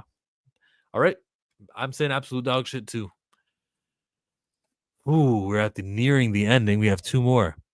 Thunderbolts, the New Avengers. How'd you like this movie? I like Thunderbolts. Won't say I loved it, but I liked it a lot. It was a step up from some of the other projects mentioned before. So here's an example. I hate, as you guys know, I really don't like Falcon and Winter Soldier. John Walker in this from Falcon and Winter Soldier, great. Again, so it's the writing. Some people were like, okay, well, maybe you'll like Sam in Brave New World. I didn't. I felt for him the same way that I felt for him in Captain Winter Soldier. And that's sad to say because I love Sam in Civil War. I love Sam in some of the other appearances that he has when he's Falcon, like Winter Soldier and things like that. But in this one, no. But when I saw John in Thunderbolts, completely different. I didn't like him in Falcon Winter Soldier. I loved him in this movie. He is actually my favorite character in this movie. He's one of the carrying qualities of it. He's one of the funniest parts of the post-credit scenes humor. I like him a lot. And I like the action in this film. I think they could have done better. Well, I don't know how much better. They're going against Sentry. You got guys that just shoot going against a superpowered being. So that fight was what I expected that fight to be. But I like Thunderbolts. It's a step up. And this may be the worst Marvel movie I've seen. Absolute dog shit. I talked about how movies need to end with the big stab and the blow. And this had allegories for depression. Come on, we can do it, Bob. And they really don't even get resolution on it because he still hasn't tamed his abilities. This was a dog shit movie to me. Bunch of D-listers didn't build towards Doomsday until the ending credit scene, maybe. But even the end credit scene, now that we've seen Fantastic Four, doesn't really tie in or builds too extensively. I was down on the movie. I'm gonna hope that chat can save me. Yeah, no, Thunderbolts is dog shit. I like Thunderbolts. I liked it. My biggest gripe is they had a lot of Hulk villains, but I didn't like that the leaders' designs. It was one of the reasons why I'm putting it at mid. That's for the Brave New World. Even got emotional during Thunderbolts. All right. I did not like Thunderbolts at all. I hate the ending and the entire Sentry thing. I don't know what they thought it would make sense to make him the villain. Also, the stakes weren't that because I knew they'd be back for Doomsday. The stakes weren't there. Falcon and Winter Soldier clears every MCU show except WandaVision and Loki. Thunderbolts, I figured out too late. The movie was ending, and then I was like, that's it? Sentry wasn't a villain, he was an antagonist. I like Thunderbolts. And Jay comes in with dog shit. Yeah, I don't think Thunderbolts was dog shit. How many times you rewatched it in the movie theaters? I've seen it twice, not in the theaters. Saw it once in theaters and That's once mid. here. That doesn't mean That's a mean it's mid-movie. mid. That doesn't mean it's mid. No, it doesn't. Okay, well, if I'm ranking it somewhere down here, then it has to count. So I wrote it down. My ranking brought it down. Chat isn't too enthusiastic about Thunderbolts. It was a thunder flop. The next movie, Agatha Daredevil, is the last movie. I think it's the 37th Marvel movie, and it's called Fantastic Four: First Steps. Matt Shackman was the director. This movie took place in another universe. Actually, you go first. Go. I like Thunderbolts. I like Fantastic Four. I'd put it in the liked it category. Or would I put it in the loved it?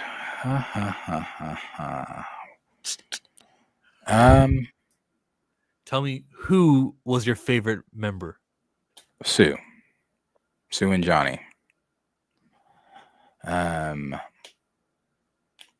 I'd probably say I loved it. I had a really good time during Fantastic Four. And I think that movie is just a breath of fresh air from anything else they've done, different even than Thunderbolts. Yeah. My second watch wasn't as enthusiastic as my first one, but it's still in my loved category. Okay. Well, that's the movie. That's the ranking. We got 37 movies, and I think that the Fantastic Four is not better than any of these that are above it. I will not put it in the loved it category. Just because it's in the loved it doesn't mean it's better than the ones before it. It just means they're all in the same category. Oh, that's not how I use categories. So I think if it's in the same category, then it's got to be okay on par with. So you're saying that Iron Man is better than Endgame? Iron Man is better than Endgame? No. But I loved both of them. But they're both in the same category of being loved. But it doesn't mean that one, you're not measuring one better than the maybe other. I misspoke. I apologize. I misspoke. I'll say it this way. I don't feel Fantastic Four is as good as these movies up here. Like they're not in the same category. They're not loved it to me. But then to you, you said that they are. But I get a vote too. And so I drug you down because this inconsequential other universe, alternate world movie, not mentioning incursions. You did that with Thunderbolts. You brought Thunderbolts down. I'm allowed to vote for Thunderbolts. I'm allowed to vote for Fantastic Four. Yeah, Not you did, but you Americans no, trying no, to no. take away the rights to vote. You can choose one or the other. Because I didn't say I wanted Thunderbolts in mid. I wanted Thunderbolts and I liked it. You took it from I liked it to put it in your category of mid. I wanted Fantastic Four and I loved it. You didn't love it. You took it down and put it in I liked it. So you can have it that in mid, and I can put Fantastic Four and I loved it. You may not have heard me. So it's been a long stream. I thought Thunderbolts was absolute dog shit, and I brought it down from liked it to mid. I didn't think it was mid. I thought it was absolute dog shit. But you still took it down from a category of liked. Yeah, I took it down one to a category that you wanted it in. I wanted just did the same thing with Fantastic Four. Do you hear me? I wanted it to be this bad. You wanted it to be this good. And so we landed somewhere in the middle. It could have been bad. It could have been mid, depending on, right? But I gave you that. You get to be in mid instead of bad, because my vote was down here. Your vote was up here. No, but sure. Right Sound wants to take a screenshot. Do the full screen of this thing. Screenshot. Wait, I can make it fuller. Is that full? Get rid of this ad. Who knows how to erase ads? You'll have to do 2 screenshots. So here's the first screenshot you can take, and then you put it on Microsoft Paint. You put it on Paint, and then we scroll down, and you take another screenshot of this, and then in the Paint, Microsoft Paint, you can fix it. Okay. You got your screenshot of the collaborative morning report ranking.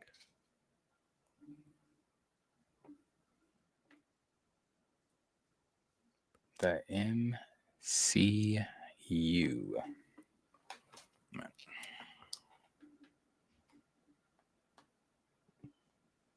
More like the MCPU.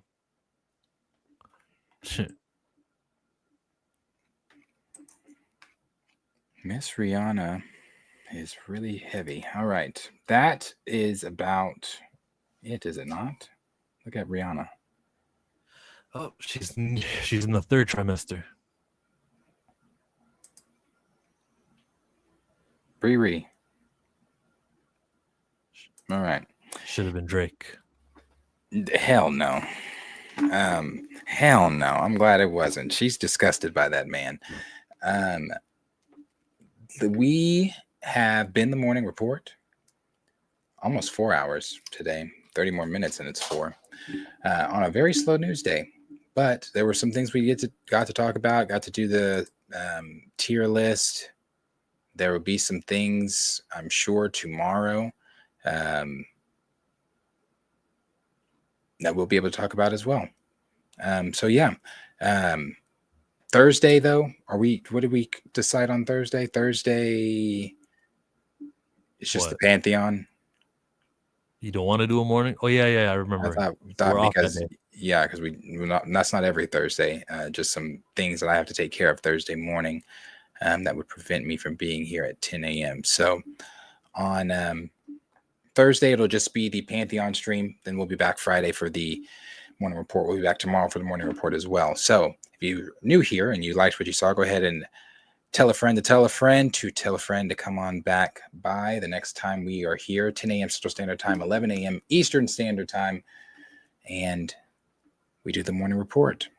Like, subscribe, share with your friends, and yes, that's right here. But you want to see that Thursday. And we will see all of you guys in the very next one. Peace out and have a very blessed and safe rest of your day. Bye.